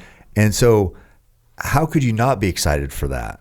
And yeah, and he doesn't have to do this. And originally, he reached out to Pete just because he saw what we were doing with Origin. He saw that we were just making freaking gis, jiu-jitsu gis in America, and thought that was cool. Yeah. And probably also thought, man, I better help these jackasses out.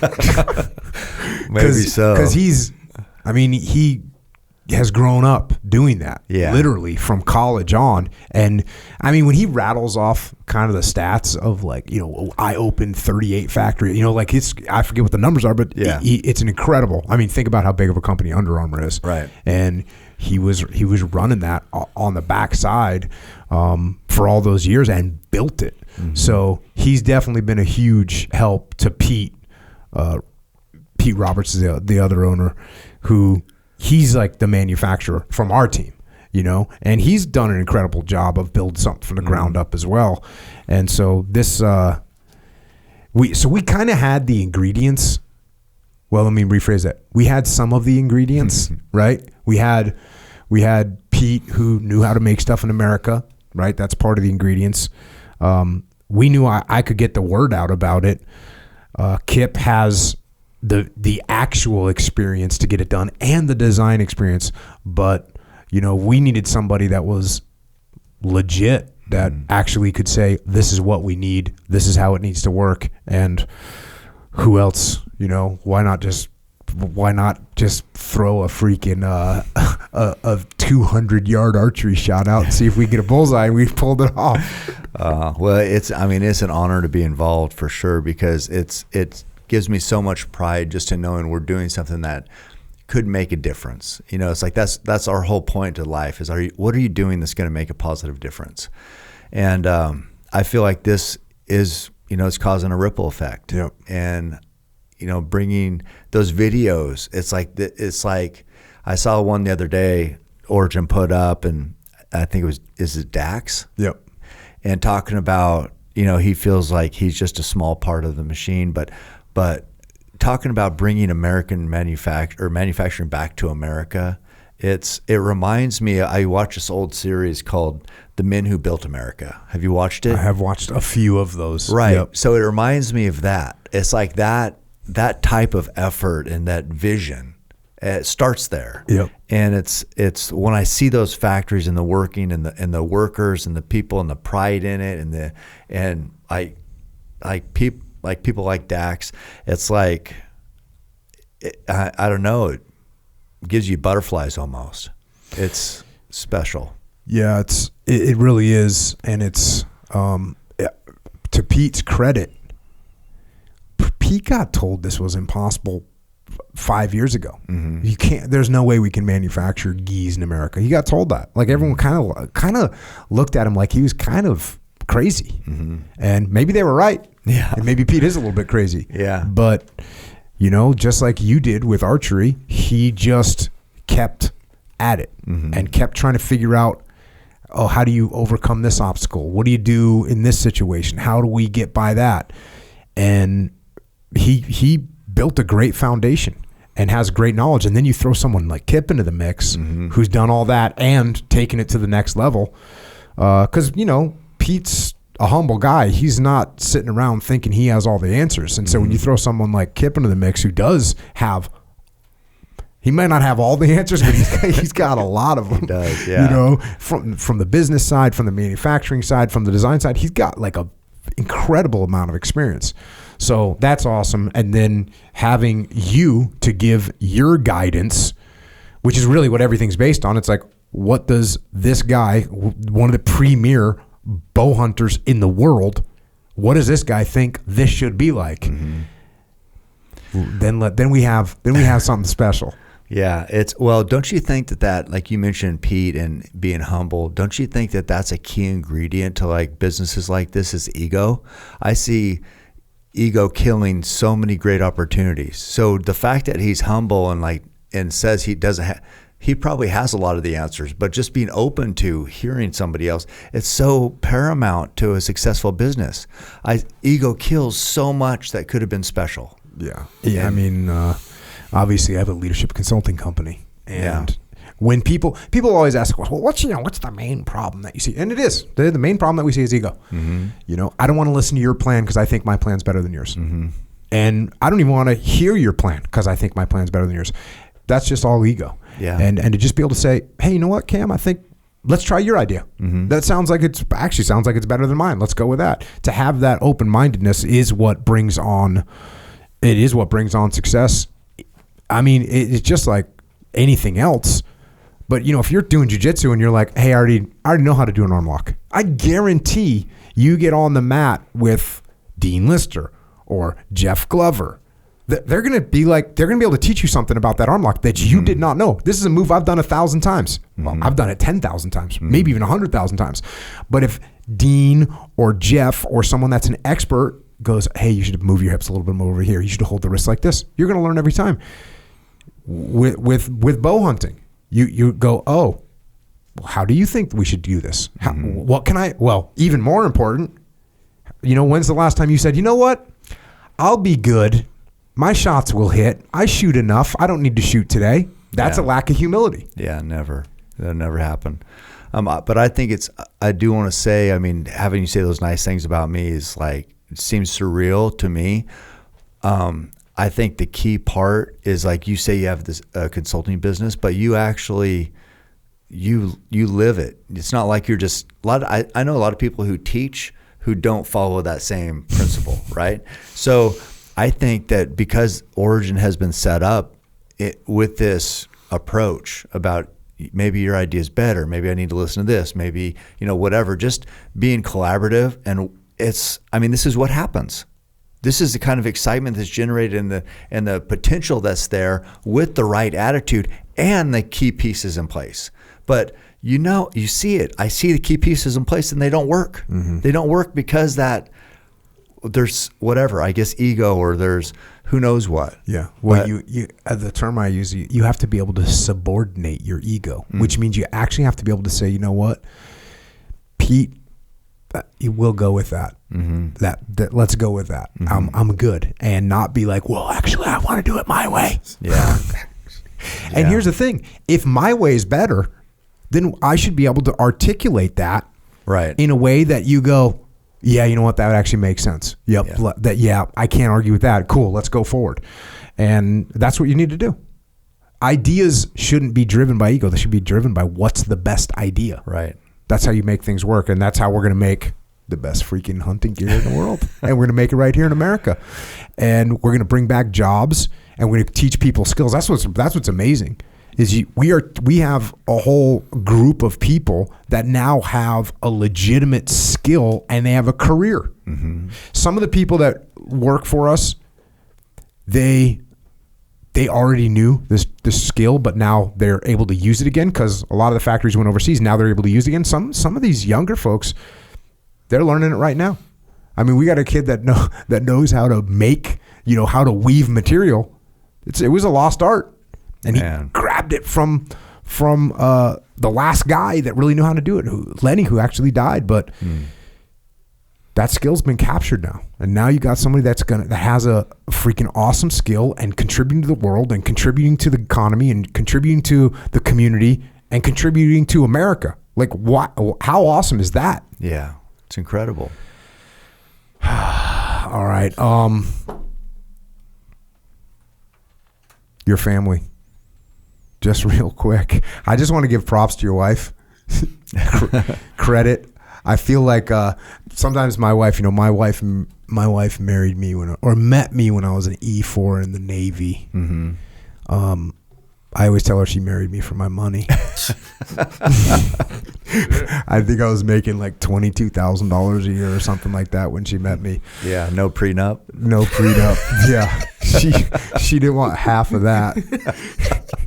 She would have been better off for getting off. So props to her. And then Truett, I met your son Truett a few times. Seems like a stud. Yeah, I know he broke Goggins' pull-up record. He did, yeah. Has Goggins come back on that yet? He hasn't. No, it's a tough one because it even took Goggins 3 times to get it. Yeah, so it's like your body. You might want to do it. Doesn't mean your body's going to hold up. Yeah. That's a tough one with those little, your grip and your forearms, small muscles, and your hands just getting trashed. Yeah, which is what people ask that about SEAL training. They're like, it's all mental, and I'm like, well, not really, because no matter how bad you want to be able to do that rope climb, and I always use rope climb because rope climb is there's no gutting through a rope climb, right? Like you can gut through. You can gut through much more of a rucksack march. Mm-hmm. Like part of that, okay, you can have like a heat stroke and fall out. Yeah. But a lot of that is just like gut through it. Yeah. You can gut through boats on your head. Right. Like you put the boats on your head during Hell Week, that's just a gut check. Mm-hmm. There's no if you are a 19-year-old American male, you can withstand and you can perform the physical activity of boats on your head running around. But a rope climb, your mind will not get you to the top of that freaking rope. Only your body will. So you're out there like, it's a mental game. Yeah, cool. Climb that rope then. I really want to climb that rope. Yeah. But if you can't do it, all the mental strength in the world isn't going to get you up that rope. Right. And then, True got lucky that his body cooperated that day. That one day he chose. So this is like, anyway, but he did it. Yeah. What is it, 4,200? 4,100. 4,100? Yeah, Goggins had done 4,032. Yeah. But he was supportive the whole time. Oh, yeah, of course. He was good. He met Truett, so he's good with it. It's always, whenever you see somebody pushing harder, like people say in jiu-jitsu, like, I'm going to get you one day, to me. And I'm like, I hope so. Yeah. And jiu-jitsu works. Yeah. If you work hard, that's what happens. Get rewarded. Yeah. I'm not going to be mad at someone because they freaking I'm actually going to be stoked. Yeah. I'm going to go train harder, train more. Yeah. That's the way it works. And then your other son is in the Army? Yes. A Ranger? Mm-hmm. Rangers lead. Did they make the connection while like he was going through? Did they figure out who he was, that you were his dad, or was... Some of them, he wanted to be like... Low pro? Yeah. Just like blend in. Don't stand out for any reason. Don't get any extra attention.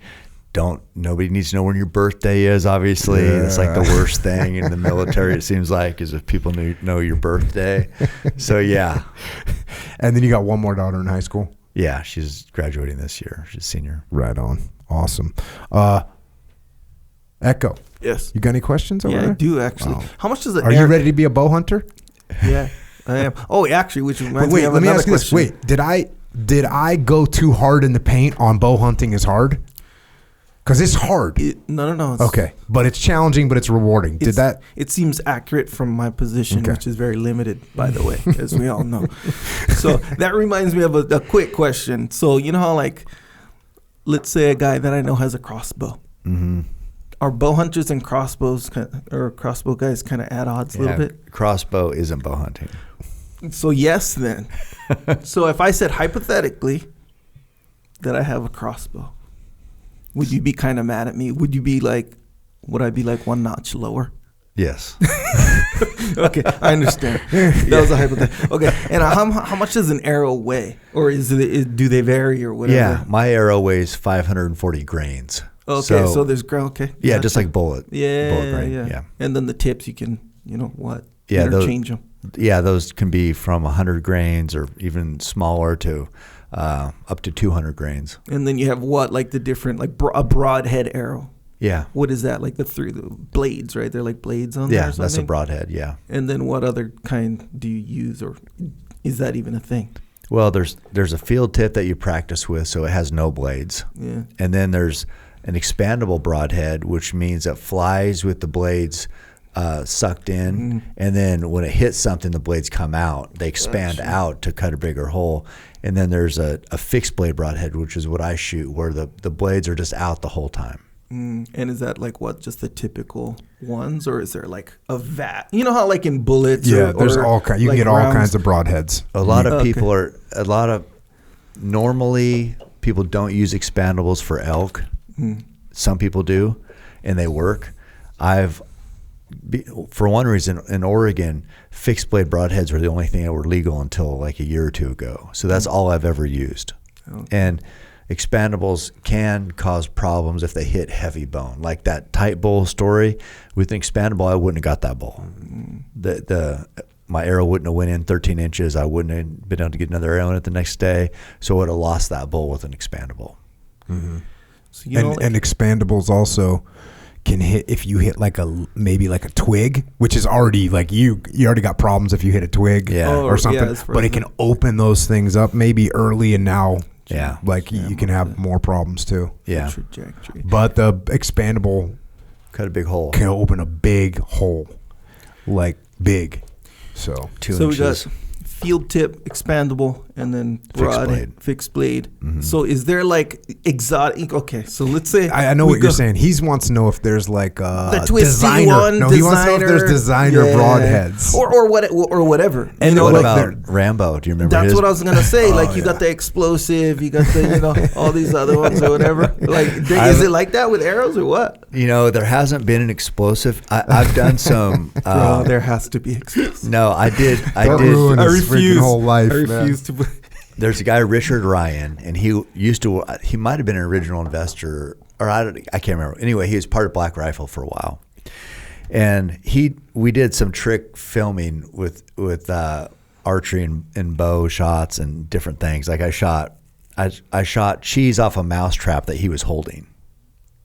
Okay. So we're trying to see if I could get the cheese off of it before the mousetrap got my arrow. Okay. So he held it and I shot it. But another one he did was we put propane flame that shot up and then a paint can behind it. So the arrow would go through the propane flame, pull the flame, and then puncture the paint can, and then it would explode. And it was like a huge explosion. Yeah. So I made a joke that it was like I was shooting a Rambo broadhead. Gotcha. But there hasn't been a Rambo broadhead yet, like in, I think it was Rambo 2. Mm-hmm.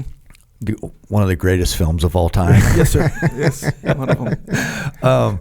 But there has been one where they're shooting is like a 357 shell casing or shell on the end of an arrow, and it would I think they killed some hogs with it. Like it'd hit the hog and then fire the primer. Yeah. Huh. I've never used one, but that's as close as we got to Rambo. I could see where, since I know Echo pretty well, I can see he's got all kinds. Like he wants to have a selection of the party mix. Designer broadheads, bunch back of different ones. Yeah. Yes, sir. So there's no twisty one. I figure that would be a thing. The broadheads I use, actually, the blades come off at an angle, and I think it enhances because when an arrow flies, for it to be accurate, there has to be helical on it. Mm. Just like rifling on a barrel. Yeah. So that's what gives that direction. there's like a muzzle loader, if it's just a ball, isn't very accurate. But that twist, so same thing with an arrow, same principle. The fletch on the back of the arrow is what gives direction to that arrow. Well, my broadheads come off at an angle, and I think it enhances. So when it hits an animal, it's twisting as it cuts, and I think it cuts a more devastating wound channel because it's going like that. Gotcha. So it cuts a hole instead of just slices. Yeah. Huh. You gonna get some things for your crossbow, bro? Yeah.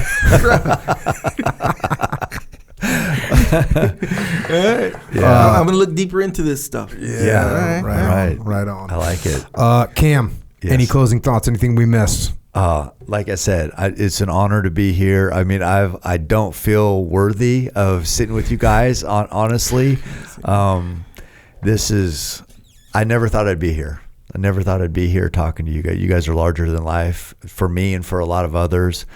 We actually had this training at work not long ago, and the trainer mentioned this Navy SEAL Jocko, and he's like, and I was just like, God dang, I know Jocko.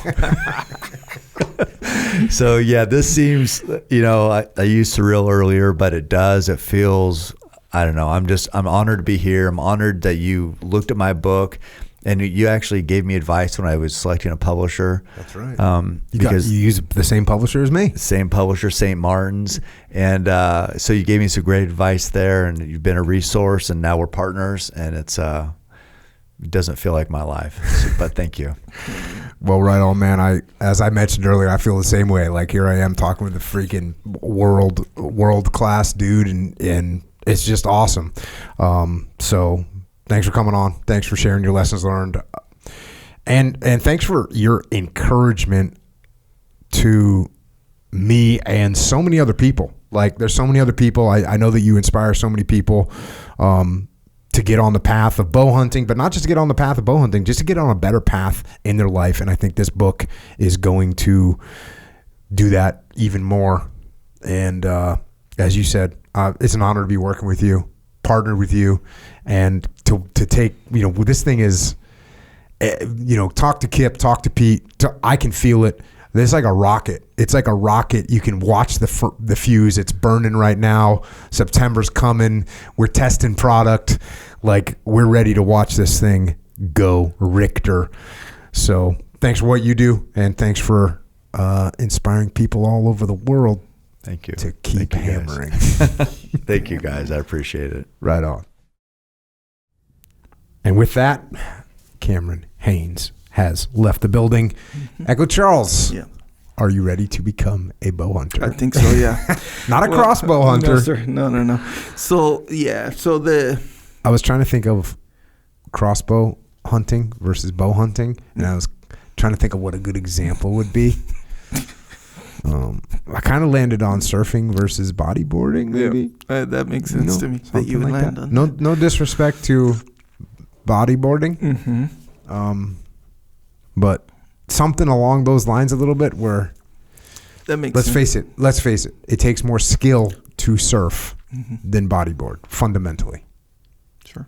But no disrespect to the spongers at the highest level out there getting after it. Yeah. The fact is, I don't know. But it seems that that's the case, yeah. So even like, okay, so I know a guy with a crossbow, and he let me shoot it from time to time. And I have shot a bow before. When did you shoot a bow? Well, actually, the last time I did was about a week ago. Where? At Greg Train's house. Oh, that's right. Greg Train's on the his was little, like his arms are a little shorter than mine, so it's like it wasn't. But then I shot one at the Origin Camp. One of the guys had one. Yeah. Okay. All right. And I dig it. I'm with it, man. I made a bullseye too, by the way, but it's neither here nor there. Okay. Just naturally skilled like that. Yeah. So then why'd you buy a crossbow? The guy I know has had the crossbow from before. Either way, yes, the bow seemed or has a lot more going on for sure. So I can dig how you'd say that. Mm-hmm. It's not. I was gonna think a gi versus no gi, but it's not that because no gi. They're both highly respected. Yes, respected and difficult, and there's a lot to both of them, regardless of perception. That's okay. my I found opinion. it. I think I found it. Right, what is it? Skateboarding versus Scooters. Scooters like the two-wheel. So that's what your crossbow is, bro. You're on a Razor scooter taking up room in the half pipe. Yeah. Yeah. That's what's going on. Right. Did I make, and I asked you this during the podcast, but it's so hard. Bow hunting is so hard. I hope I didn't discourage anyone from trying it and doing it. But you got to recognize there's a lot going on, man. This is not an easy game to play. Oh, yeah. It's freaking hard. Oh, it's real hard. Actually, and you know, like even that opening that you opened with, like it made me physically feel probably a good element of how hard it is, because I remember back, you know, like when I'm thinking, okay, the first time I ever shot a bow, I'm like, okay, this is like, dude, I got to pay attention to all this stuff, and then I got to aim in a certain way, and I like all this stuff, and then that's just there's not to mention like the 1,000 things that I don't know about. And then you want to mix that with actually going out and doing it with any animal. Any animal. It's crazy. And then you got to learn about all these different animals, because they all act different, by the way. Like a bear does this, and a elk does that, and a deer does something else. Like they all have different reactions. They all have different senses. So, and then you got to, like I said, then once you shoot that animal, then you got to go find that thing. If you got a shot that was good enough to make the animal bleed. So the thing is, yes, extremely challenging. Other side of that spectrum, it's awesome reward. Awesome reward. You asked, do I want to be a bow hunter now? Mm-hmm. Bro, kinda. Bruh, and here's the thing, like and this is a natural, and it didn't start right now though. I think right when Cameron Haynes, even John Dudley, when they kind of exploded onto the scene, bro, I felt it then. I was like, oh, this is like kind of dope. Yeah. And you know, you see other people doing it and them talk about it, kind of exposes it in a way that, you know, I haven't been exposed to it. And I'm sure a lot of other people the same deal, because I noticed a lot of people picked it up after that kind of started. Yeah, for sure. I'm one of them. Yeah, I feel it. So yeah, I do kind of. All right, well, good. Hey, gonna need to get in good shape. Yeah. If you're going to do any kind of hunting, or if you're going to do any kind of living, by the way. Just being alive, I recommend you be in good shape. Just like it pays to be in good shape when you're out on the mountain, maybe you could get that 0.1% that's going to make the difference. What's that 0.1% in life? Yeah. Let's think about that. So that means staying physically active, healthy, working out, pushing yourself. You know what that means? Yes. What does it mean? Well, it means a lot of things, but you know, so with my kids, and you guys kind of mentioned this before, right? We're with kids, like they're watching you, you know. So sometimes they're gonna be like, "Oh, I see, you know, Dad's doing this," so they might want to try to imitate a little bit, just to see what the hype's all about, you know.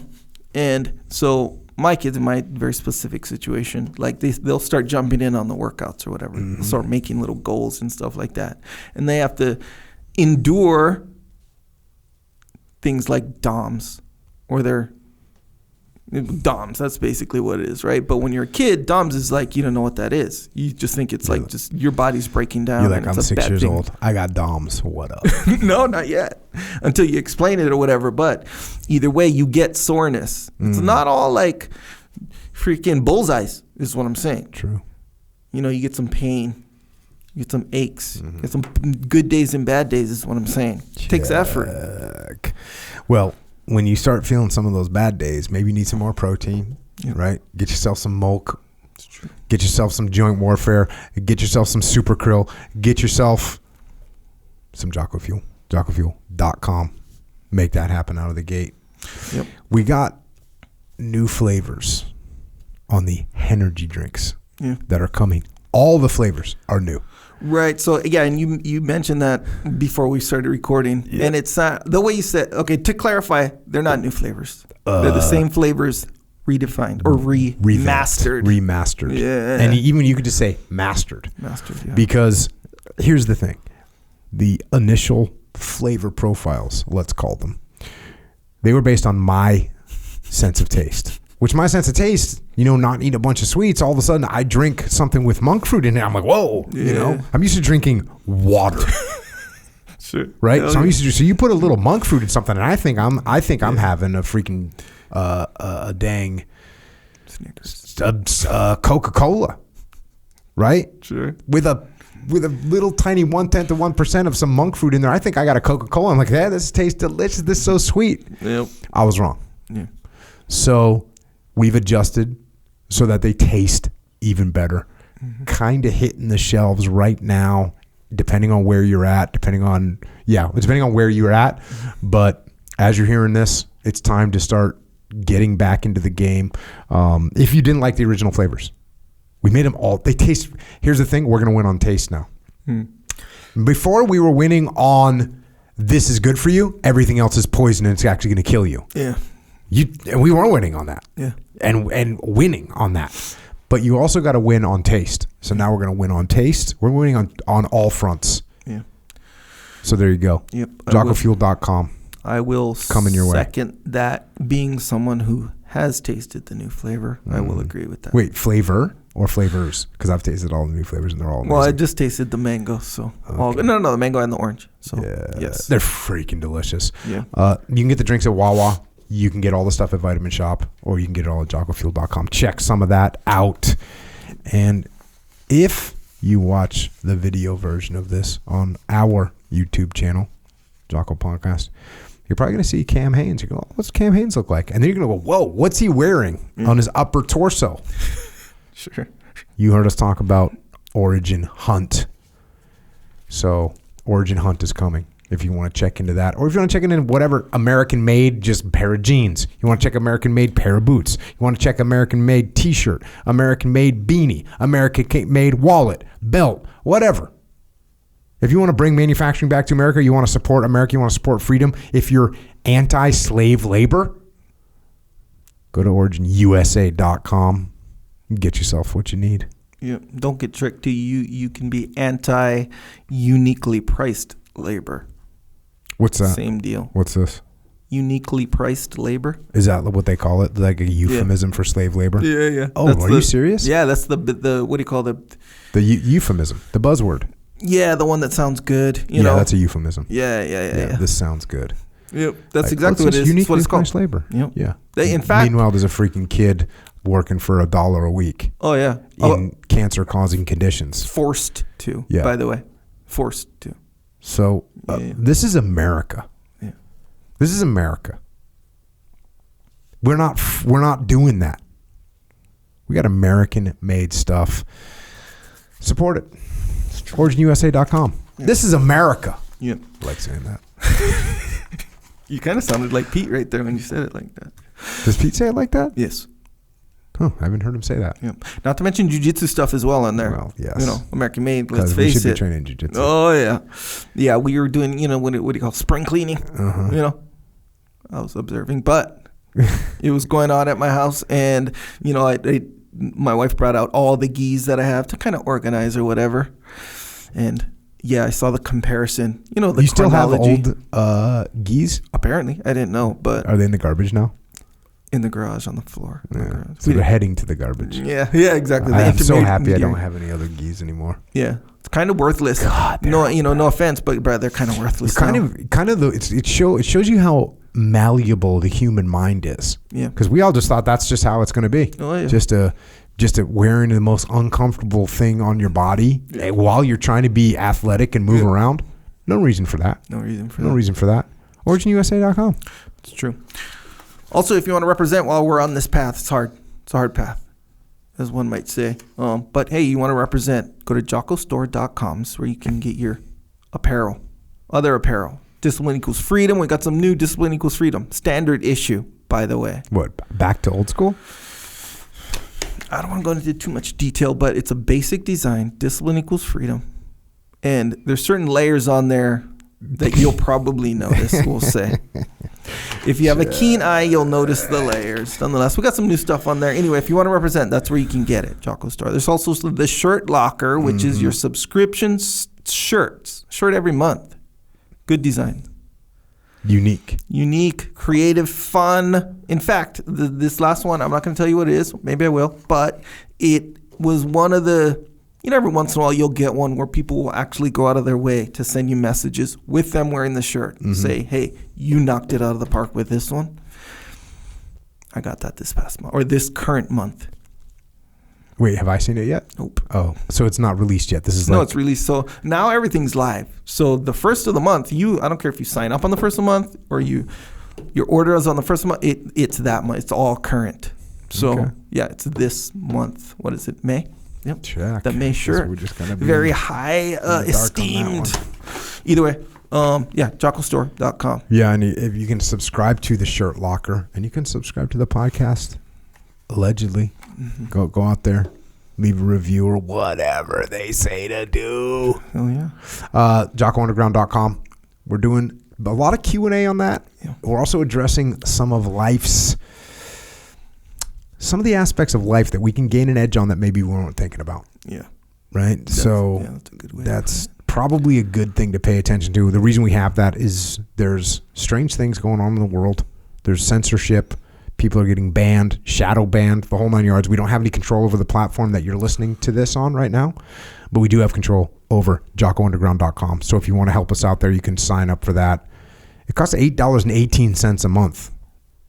If you can't afford that, we still want you in the game. You can email assistance@JockoUnderground.com. We have a YouTube channel. You can see what Cameron Haynes' awesome looking sweatshirt. He took it off after a while because it is warm. Yes. Yeah. So about halfway through, we had to take a little break, and he had to take her down. Yeah, you don't want to let the aesthetic value diminish because of the functional value. You see what I'm saying?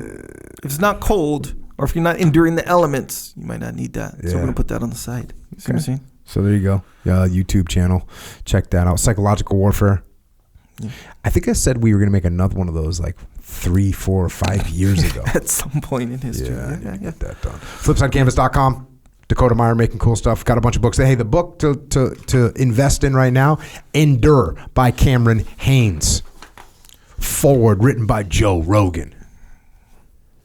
Freaking great book. Lots of knowledge in there. Like I said, it's not just about bow hunting. Mm-hmm. Bow hunting is the vehicle for lessons to be learned. So check that out. Only Cry for the Living by Holly McKay. There's a book. We covered it on this podcast.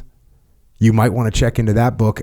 A raw account of war that Holly, who is a badass, risked life and limb to go and capture stories on the ground in war. So check that out. Final Spin, Leadership, Strategy, and Tactics. You got all the books I've written. If you want them, go get them.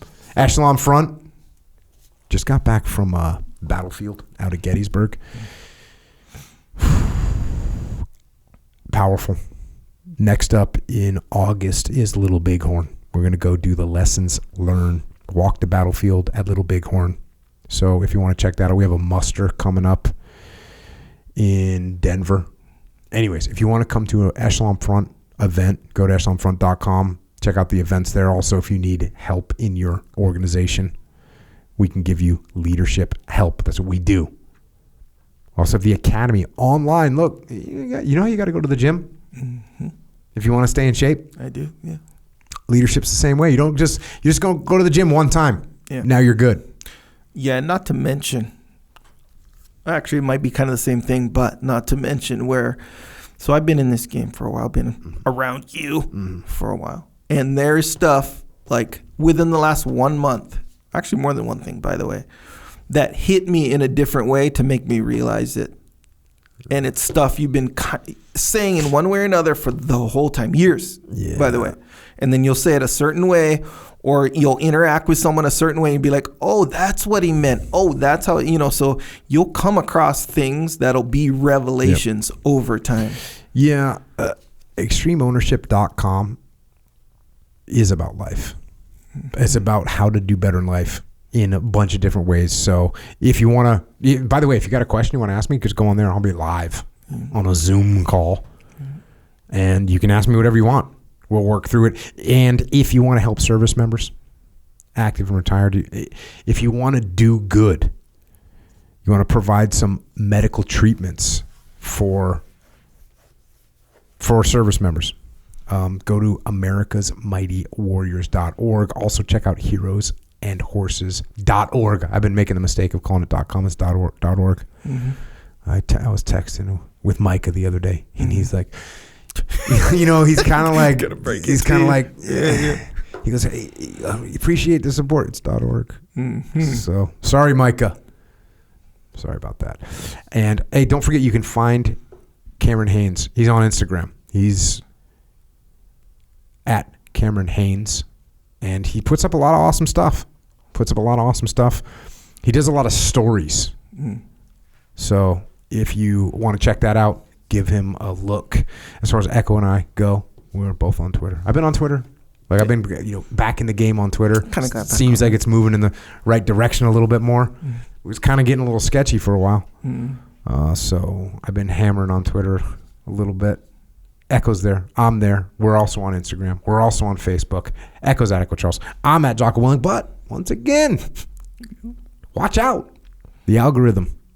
The free dopamine hits you're getting. The dopamine without suffering. It's bad for you. Watch out for it. Don't let it hit you. And thanks once again, Cam Haynes, for coming on. So many lessons to learn.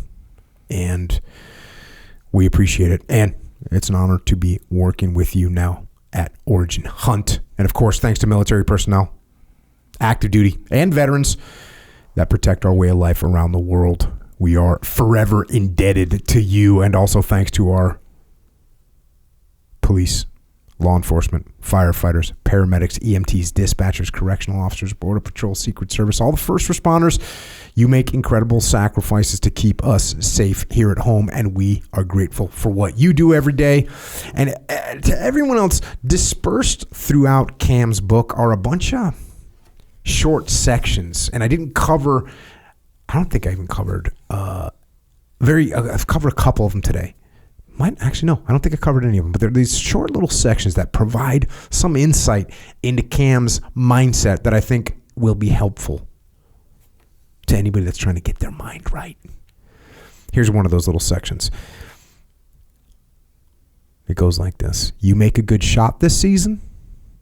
Nobody cares. Work harder. You miss this season? Nobody cares. Work harder. You got a promotion at work? Nobody cares. Work harder. Your dog died? Nobody cares. Work harder. You won the Super Bowl? Nobody cares. Work harder. Nobody really cares about your goals. Nobody cares about your excuses for not achieving recent success. Yesterday means nothing. Recent failure? Yesterday means nothing. Give all you have today. What you've accomplished in the past means nothing. We don't rest on laurels. It is time to work. And with that, until next time, Zecco and Jocko out.